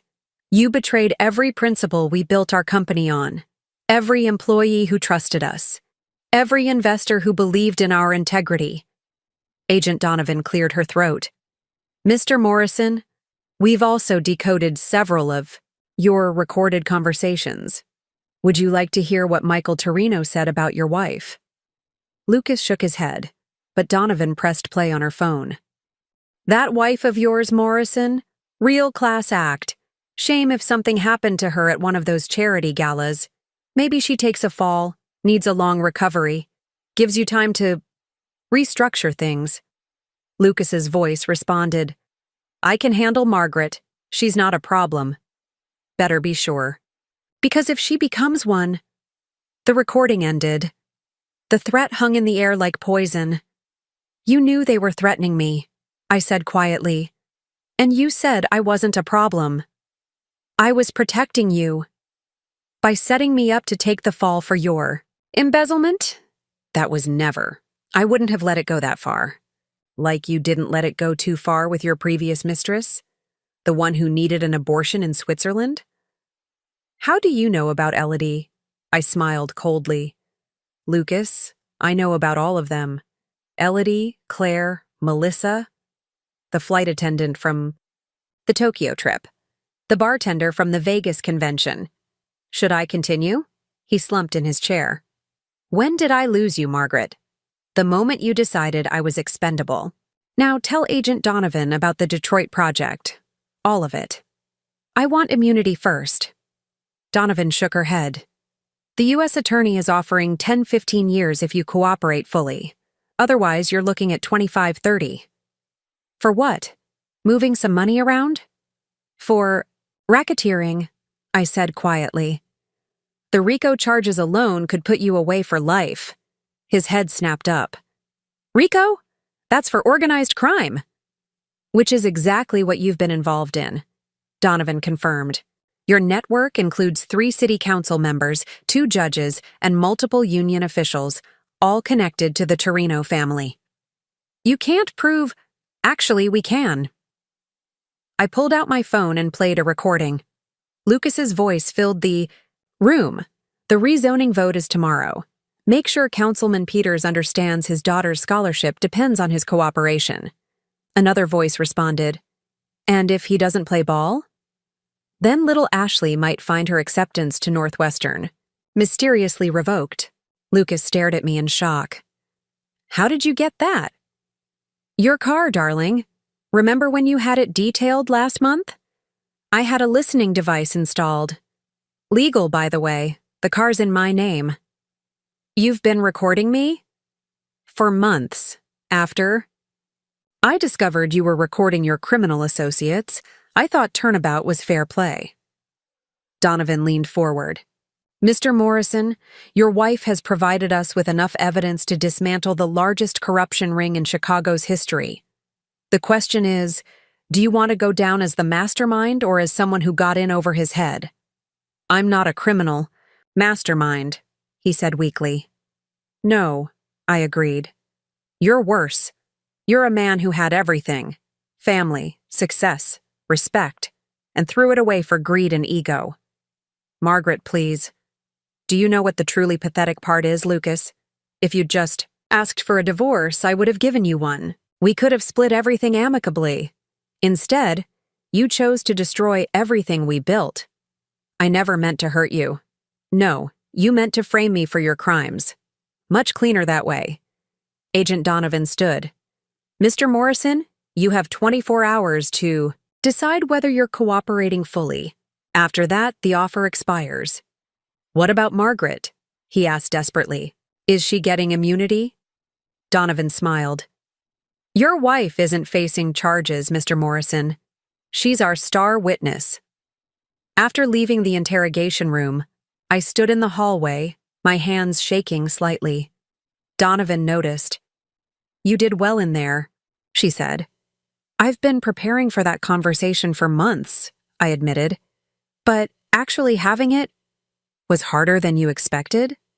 No, easier. Does that make me cold? It makes you a survivor. My phone rang.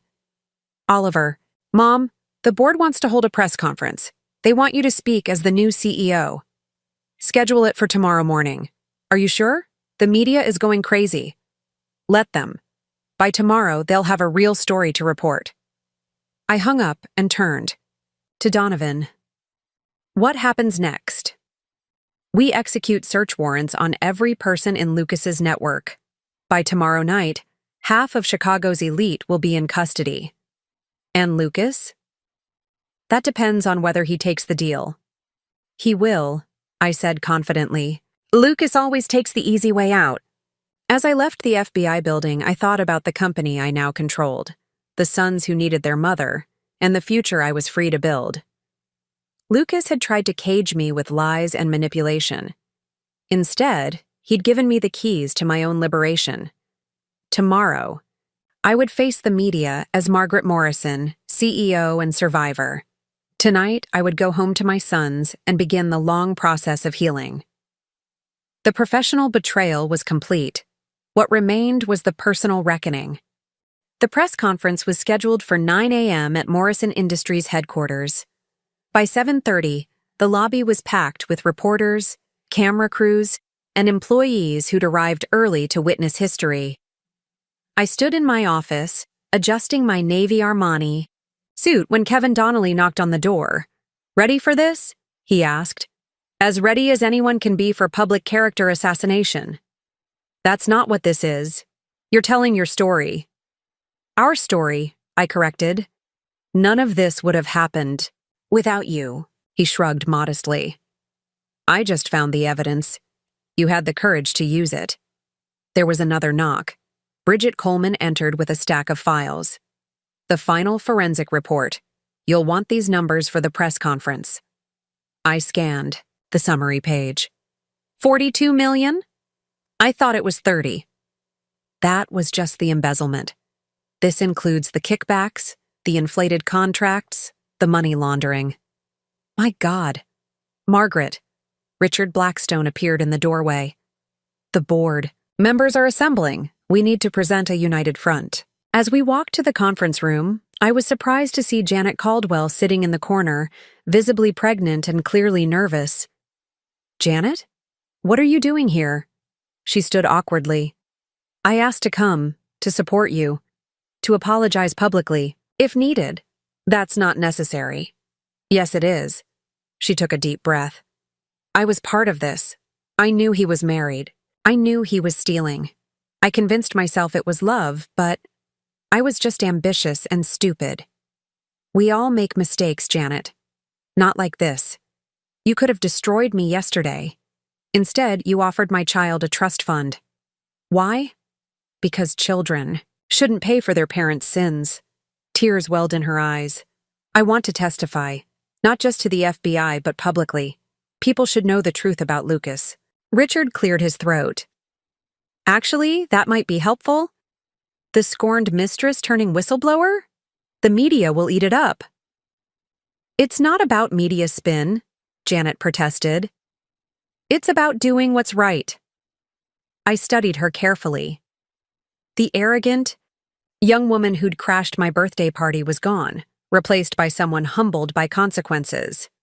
If you're serious, I said, you can speak after me. But Janet, once you do this, there's no going back. I know. I'm ready. The boardroom filled quickly. 12 directors, each wearing expressions ranging from support to concern. Harold Witherspoon, who'd initially defended Lucas, approached me first. Margaret, I owe you an apology. I should have listened to your concerns months ago. You couldn't have known, Harold. But I should have suspected. The signs were there. One by one, board members offered similar sentiments. Even Joseph Klein, Lucas's golfing buddy, admitted he'd been willfully blind to the warning signs. We're preparing a vote of confidence in your leadership, Richard announced. Unanimous support for you as permanent CEO. Thank you, but first we need to address the media. As we filed toward the conference room, my phone buzzed. A text from James. Watching live from New Haven. Oliver and I are proud of you. Dad called, wanted us to convince you to stop. We told him to fuck off. Love, your sons. I smiled, drawing strength from their support. The conference room was standing room only. Cameras lined the back wall. Reporters filled every seat. I recognized faces from the Tribune, Sun-Times, Wall Street Journal, Bloomberg. This would be national news within hours. Richard spoke first, introducing me as the new CEO and outlining the board's support. Then it was my turn. I stepped to the podium, looking out at the sea of expectant faces. In the front row sat Agent Donovan, a subtle reminder that this was more than corporate drama. It was a criminal investigation. Good morning. I'm here today not just as the CEO of Morrison Industries, but as a woman who discovered her husband of 25 years was living a double life. The room fell silent. Lucas Morrison built this company on a foundation of lies, theft, and corruption. For years, he embezzled funds, accepted kickbacks, and conspired with organized crime figures to defraud investors, partners, and employees. Cameras clicked furiously as I laid out the evidence. Offshore accounts, shell companies, inflated contracts. I named names, cited figures, described the network of corruption Lucas had cultivated.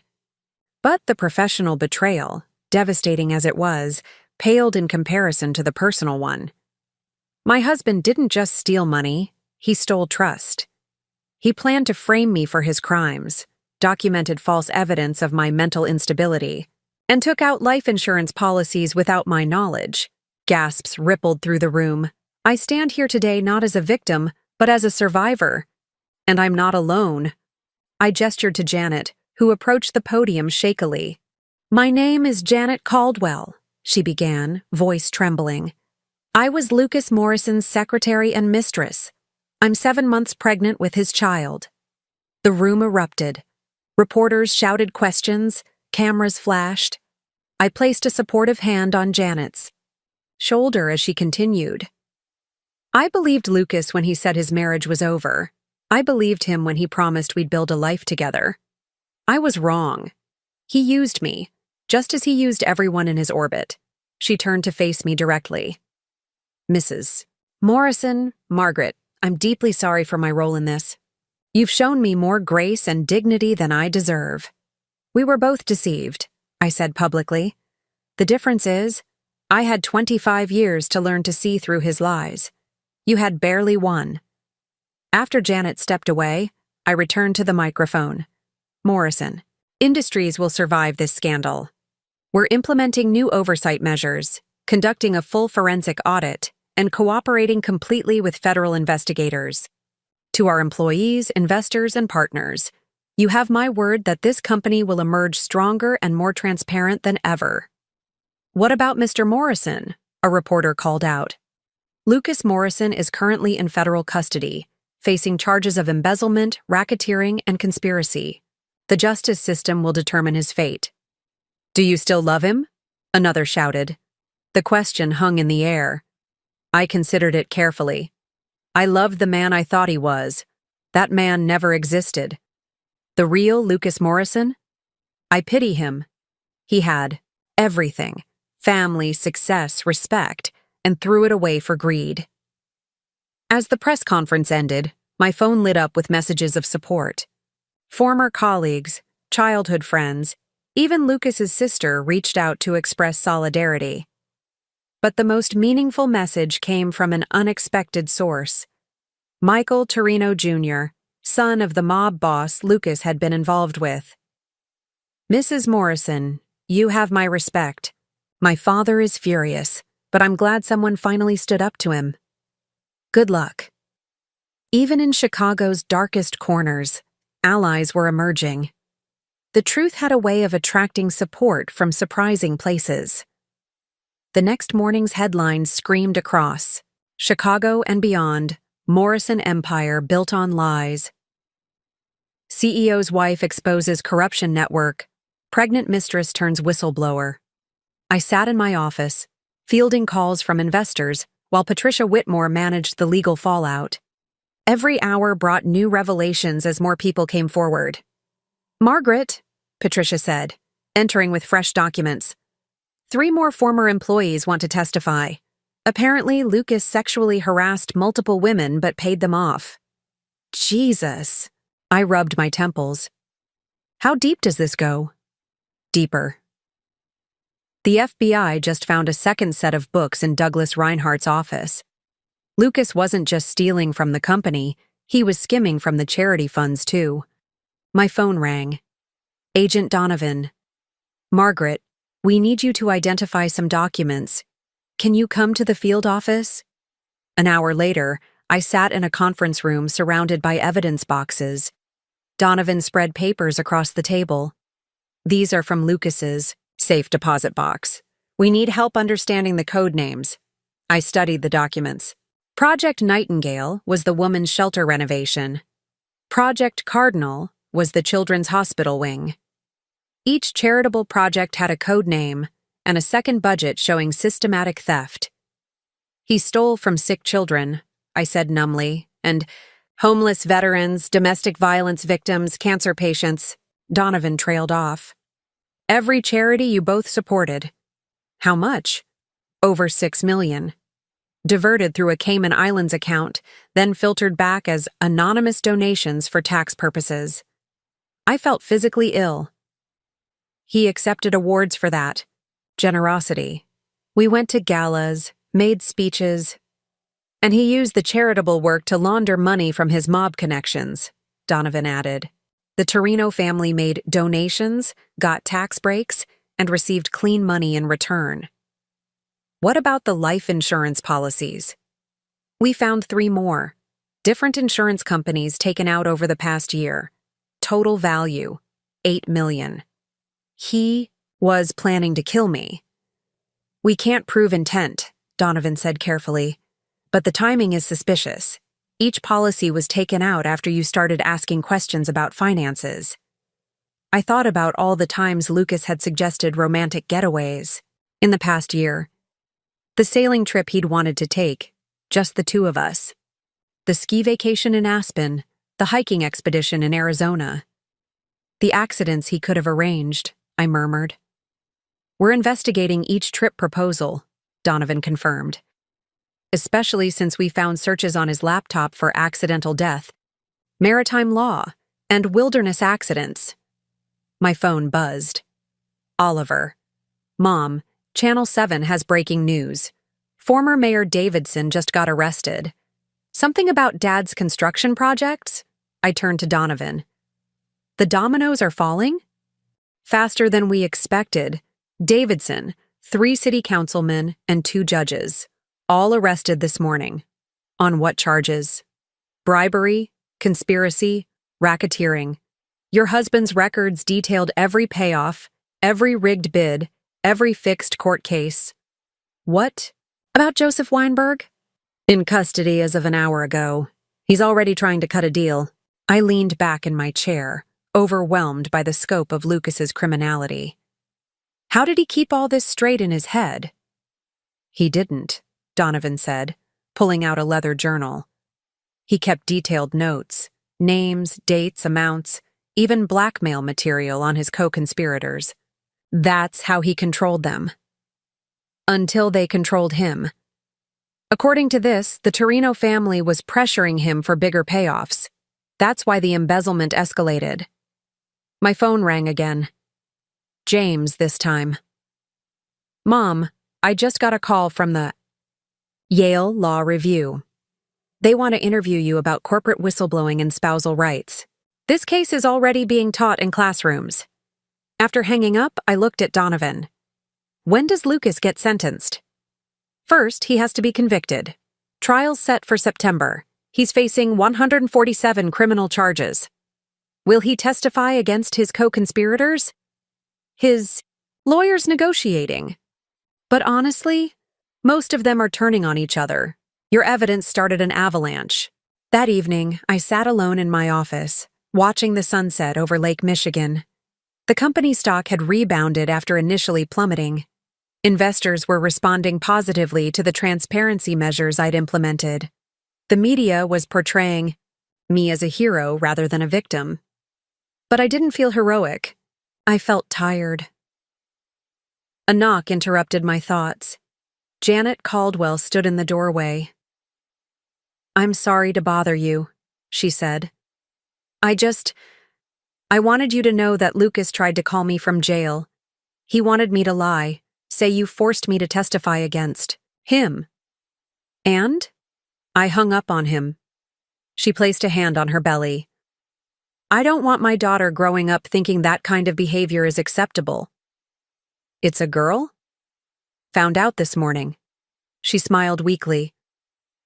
I'm thinking of naming her Grace, because that's what you showed me when you had every reason to destroy me.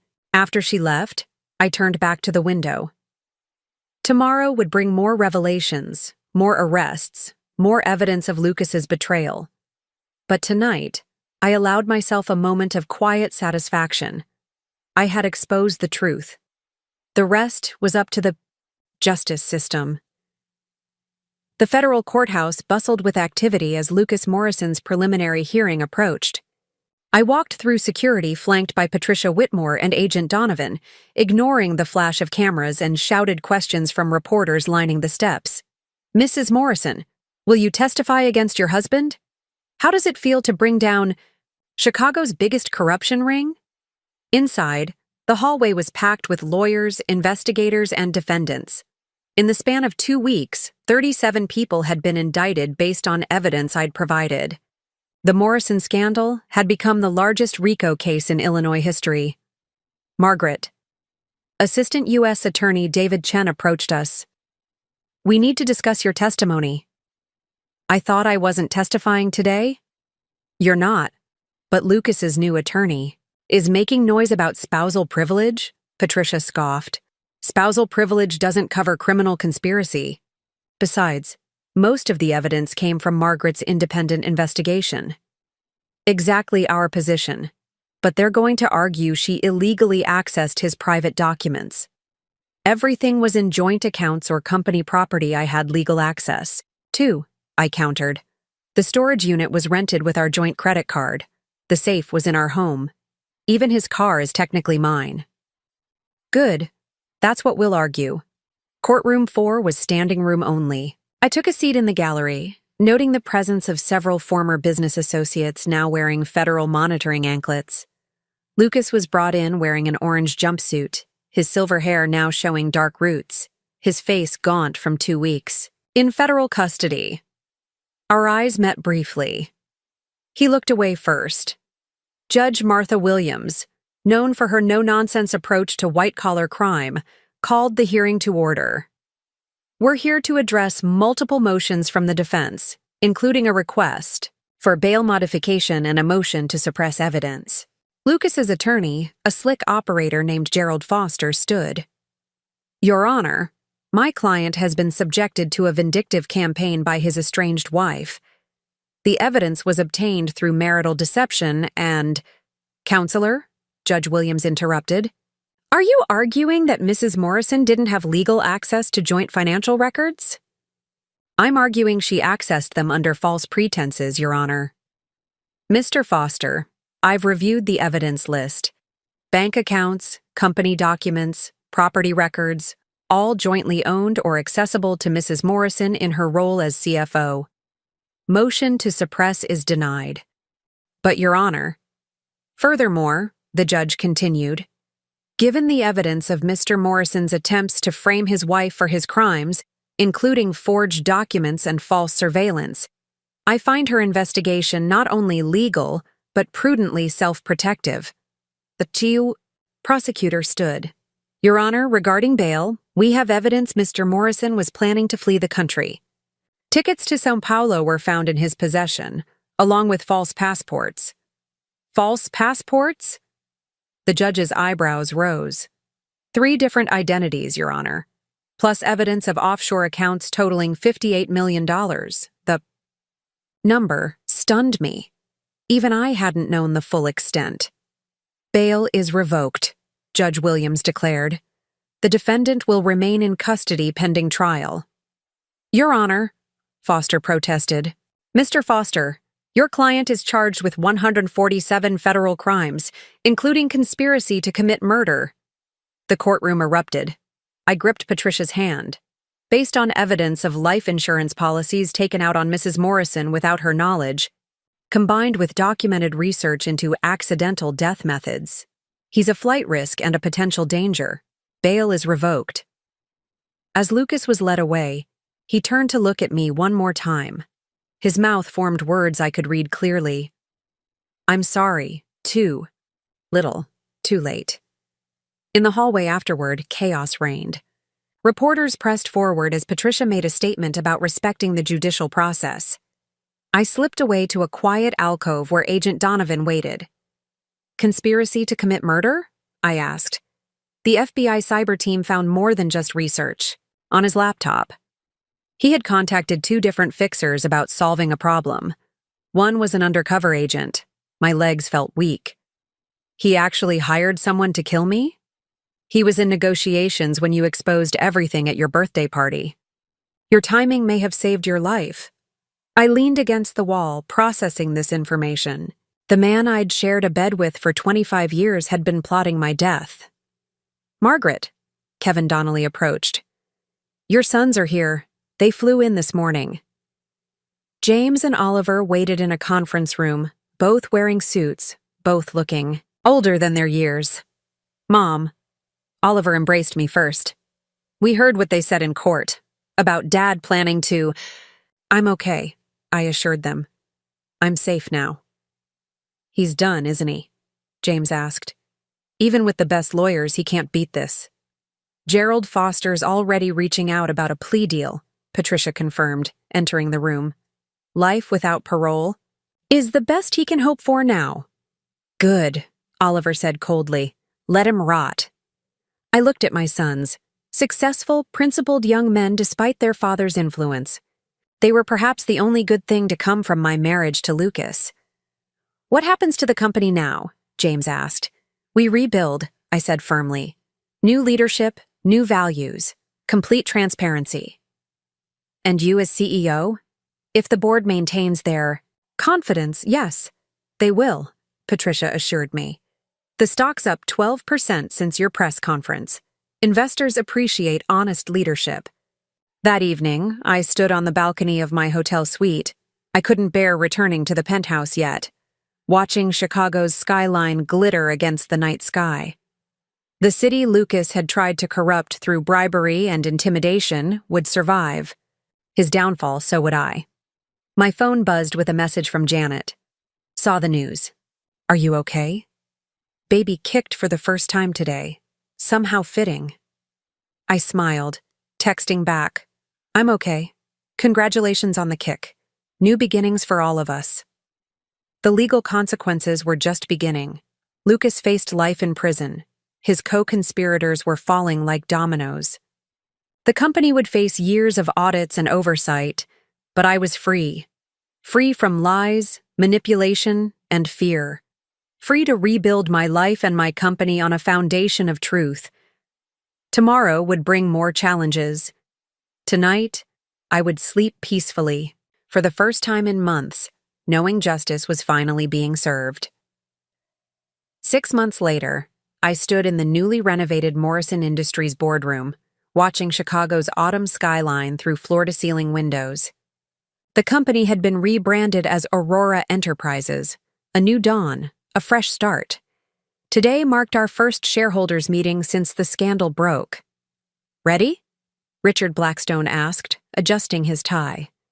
"As I'll ever be." The boardroom filled, with investors, many of whom had threatened lawsuits 6 months ago. Now they wore cautiously optimistic expressions as they reviewed our latest financial reports.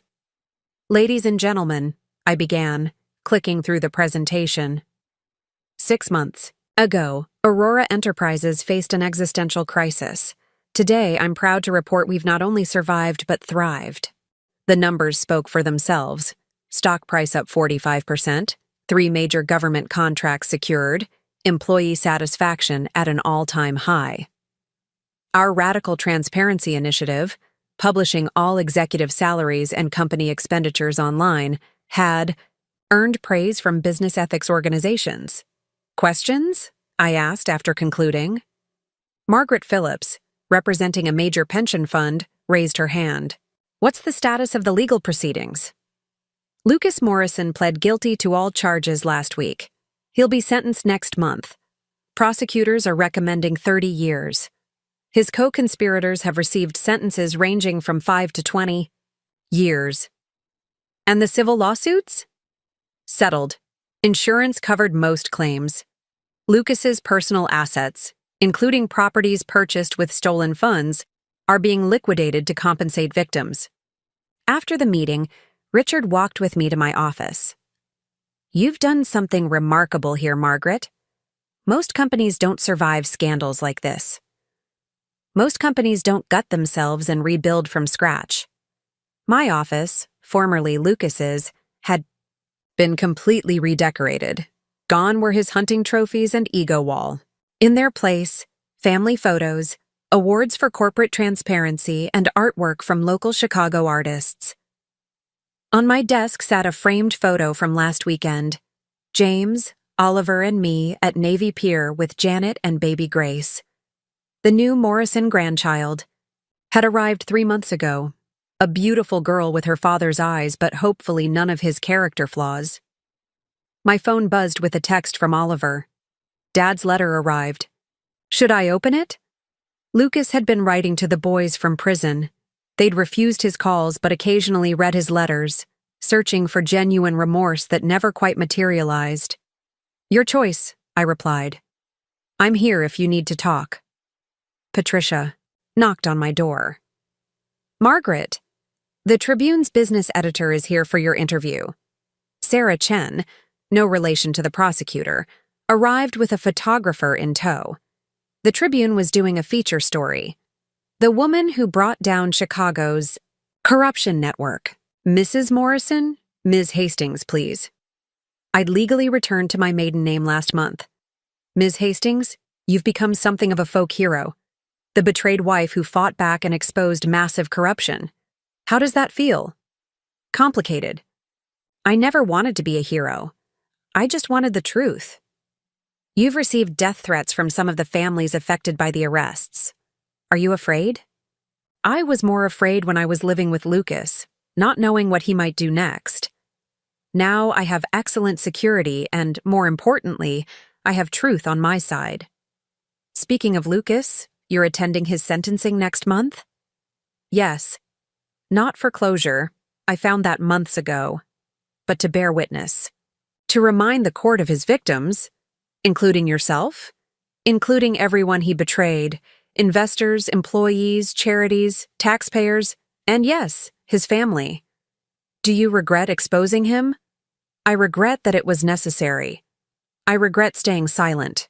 for so long, but exposing the truth? Never. One final question. Janet Caldwell, your husband's former mistress, now works for your charitable foundation. That's an unusual relationship. Janet was another victim of Lucas's manipulation. She's young, raising his child alone, and has shown genuine remorse. Besides, baby Grace deserves to know her half-brothers. Family is complicated. After the interview, I checked my schedule. Dinner with James and Oliver tonight. Tomorrow, breakfast with Janet to discuss Grace's christening. Then a board meeting about expanding our ethics compliance department.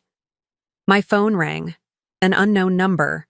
Usually I'd let security screen it, but something made me answer. Hello? Margaret? The voice was familiar but weak. It's Elodie Summers, Lucas's former mistress, the one who'd needed an abortion in Switzerland. I saw you on CNN, she continued. I wanted to say thank you. What you did took incredible courage. Elodie, I'm so sorry for what you went through. Don't be. Lucas was a master manipulator. We were all his victims. I just wanted you to know. You saved other women from going through what I did. After we hung up, I stood at my window, watching Chicago's afternoon bustle below. 6 months ago, I'd felt trapped in a cage of lies. Now I ran a thriving company, had reconciled with my sons, and had even found an unexpected friendship with Janet and baby Grace. The phone rang again. Judge Williams's clerk. Ms. Hastings, the judge wanted you to know, we've seized additional assets from Mr. Morrison's cryptocurrency accounts, another $12 million. How did he? Hidden in divorce papers from his first marriage 28 years ago. Apparently he's been stealing longer than anyone realized. His first marriage? I'd never even known Lucas had been married before me. The funds will be distributed to his victims, the clerk continued. The judge thought you should know first. After hanging up, I laughed. Not from humor, but from the absurdity of it all. Even now, Lucas's lies continued to surface like bodies from a deep lake, but they no longer had power over me. I'd transformed from victim to victor, from the manipulated wife to the CEO who saved a company. The cage door wasn't just open. I'd melted down the bars and forged them into something new. My phone buzzed with a text from Richard. Bloomberg wants to feature you in their 50 most influential women in business. Interested? I smiled and typed back. Tell them yes. The turning point had passed. What lay ahead was a future I controlled, transparent, honest, and entirely my own. The Federal Correctional Facility in Marion, Illinois, was a sterile fortress of concrete and razor wire. I hadn't planned to visit Lucas before his sentencing, but his lawyer's desperate call changed my mind. He's refusing to sign the final plea agreement unless he speaks with you, Gerald Foster had said. Without his signature, this could drag on for years. Now I sat in the attorney-client meeting room, waiting. When the door opened and Lucas shuffled in, orange jumpsuit hanging loose on his diminished frame, I barely recognized the man I'd married. Margaret. His voice cracked. Thank you for coming. You have 15 minutes. He sat across from me, hands cuffed to the table. You look good, happy. I am. The company's thriving, your sons are succeeding, and your daughter is healthy. Grace, he said the name like a prayer. Janet sends pictures. She's generous. More than you deserve. I know. He looked down at his cuffed hands. I know what you must think of me. Do you? Because 6 months ago, I thought I knew the worst. Then I learned about your plans to have me killed. I never would have... Stop. My voice was sharp. Even now, you can't tell the truth. You hired fixers. You researched accident methods. You took out life insurance policies. I was desperate. The Torino family was threatening to expose you, not to harm me or the boys. I've read all the FBI transcripts, Lucas. They wanted money, not blood. You chose potential murder over public humiliation. He slumped in his chair. When did you stop loving me? When did you start planning to frame me for your crimes? That's not an answer. Neither is yours. I leaned forward. But if you want honesty, I stopped loving you the day I realized you saw me as disposable. Not when I discovered the affairs. Those were just symptoms. But when I understood that you'd sacrifice anyone, including the mother of your children, to save yourself. I built that company for us, for our family. You built it for your ego, using my money, my connections, my expertise, then trying to erase my contributions. Tell me, Lucas, was I ever more than a convenient resource to you? He was quiet for a long moment. In the beginning, yes. I loved your brilliance, your drive. But then what? Then you were always so competent, so perfect. I started feeling like a fraud next to you. So you decided to commit actual fraud? I wanted to prove I could succeed without you. I was the genius everyone thought I was. By stealing money and having affairs. The money started as temporary borrowing. The affairs? He shrugged. They made me feel powerful, in control, while secretly building a case to have me declared mentally unstable. I thought if you seemed crazy, no one would believe you if you discovered anything. Including our sons? I didn't think that far ahead. You never did. I checked my watch. 5 minutes left. Why did you really want to see me? To apologize. For which part? The affairs? The embezzlement? The gaslighting? The murder plot? All of it. He met my eyes. Margaret, I destroyed everything. Good in my life. I hurt you, our sons, even Janet and Grace. I've lost everything. You haven't lost everything. You're still breathing, which is more than you planned for me. I deserve whatever sentence they give me. Yes, you do. Will you? He hesitated. Will you let me write to Grace someday, when she's older? I considered this. That's Janet's decision, not mine. But I won't stand in the way if she agrees. And the boys? They're grown men. They'll decide for themselves. They hate me. They're disappointed, angry, betrayed. But hate? I don't think they have the energy for hate. You're simply irrelevant to their lives now. The words hit him harder than any accusation. His shoulders sagged. Is there anything else? I asked. Your lawyer said you won't sign the plea without talking to me. I wanted to ask, could you forgive me someday? I thought about 25 years of marriage, 2 sons, countless lies, and systematic betrayal. I don't know, I said honestly. Forgiveness isn't about you, Lucas. It's about my peace of mind. Right now, I'm focused on rebuilding what you destroyed. Maybe someday I'll have room for forgiveness. But today isn't that day. The guard knocked. Time's up. Lucas nodded. I'll sign the plea. 30 years, possibility of parole after 20. Good. As the guard unlocked his cuffs from the table, Lucas spoke quickly. I did love you once, Margaret. Before I lost myself to greed and ego. That man you married, he existed briefly. Maybe he did, I conceded. But he's been gone for a very long time.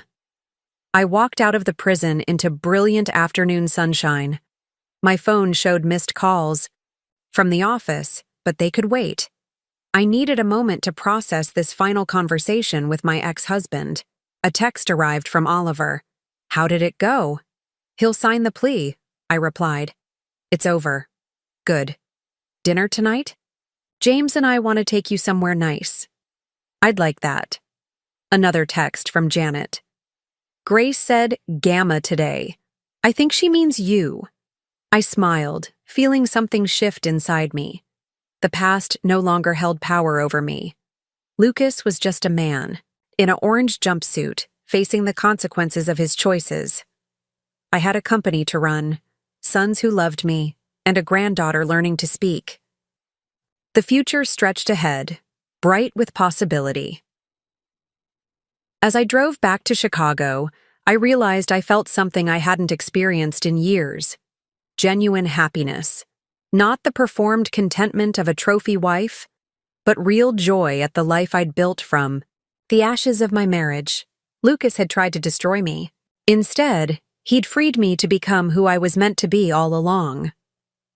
1 year later, I stood before a packed audience at the Chicago Economic Club, delivering the keynote address for their annual Women in Leadership Conference. The woman who had once played the silent, supportive wife now commanded the attention of 500 business leaders. A year ago, my life imploded in the most public way imaginable, I began. My husband of 25 years was exposed as a criminal, my marriage revealed as a sham, and my company teetered on the edge of bankruptcy. I paused, looking out at faces that reflected my own journey, women who'd fought for their place in boardrooms, who'd overcome betrayal, who'd rebuilt after devastation. Today, Aurora Enterprises is valued at twice what Morrison Industries was worth at its peak. We've created an ethics division that other companies now hire as consultants. And I stand here not as a victim, but as proof that sometimes our greatest catastrophes become our greatest opportunities. After my speech, I was surrounded by well-wishers and aspiring entrepreneurs. Among them was Grace, now walking, her dark curls bouncing as Janet chased after her. Gamma. Grace reached for me and I scooped her up. "There's my girl," I said, kissing her cheek. Despite everything, I'd grown to love Lucas's daughter as my own granddaughter. Janet smiled. She wouldn't nap until we got here. I told her Gamma was giving an important speech. "How are things at the foundation?" "Excellent. We've helped 12 women leave abusive relationships this month. Your story inspired them. Proof that it's never too late to reclaim your life."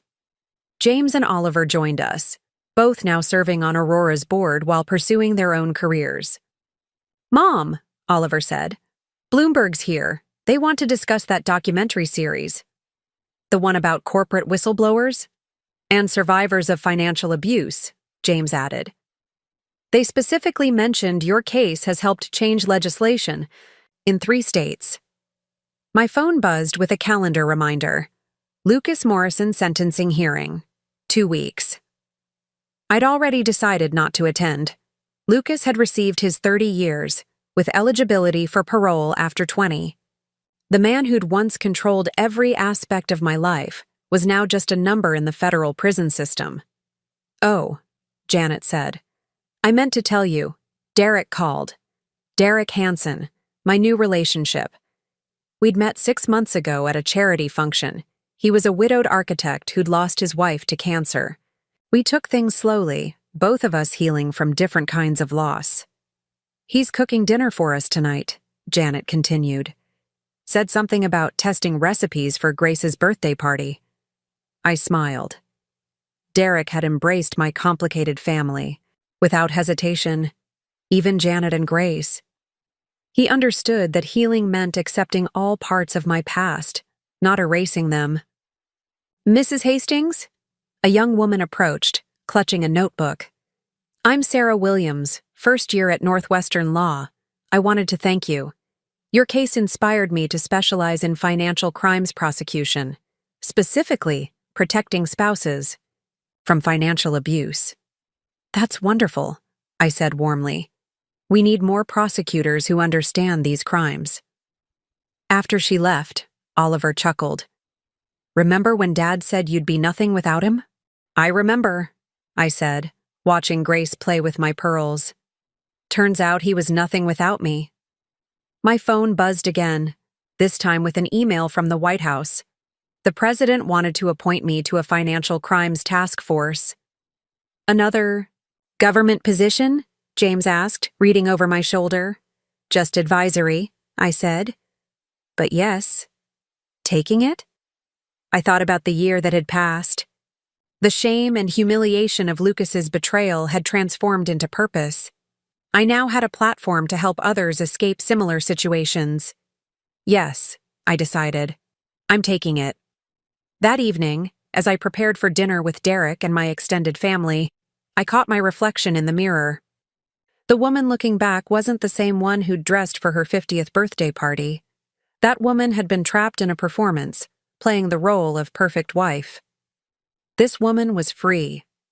Imperfect, scarred by betrayal, but authentically herself. My phone showed a text from Derek.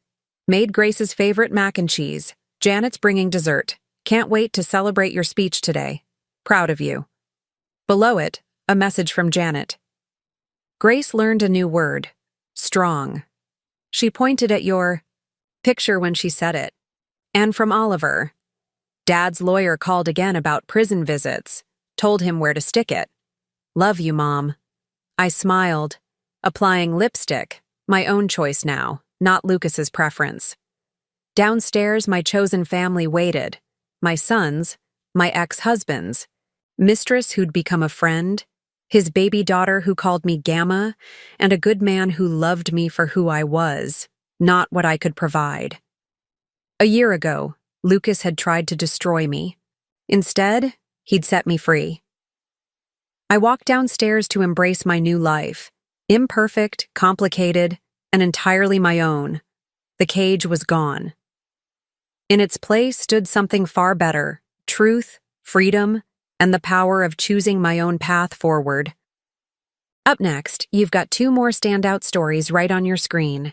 If this one hit the mark, you won't want to pass these up. Just click and check them out. And don't forget to subscribe and turn on the notification bell so you don't miss any upload from us.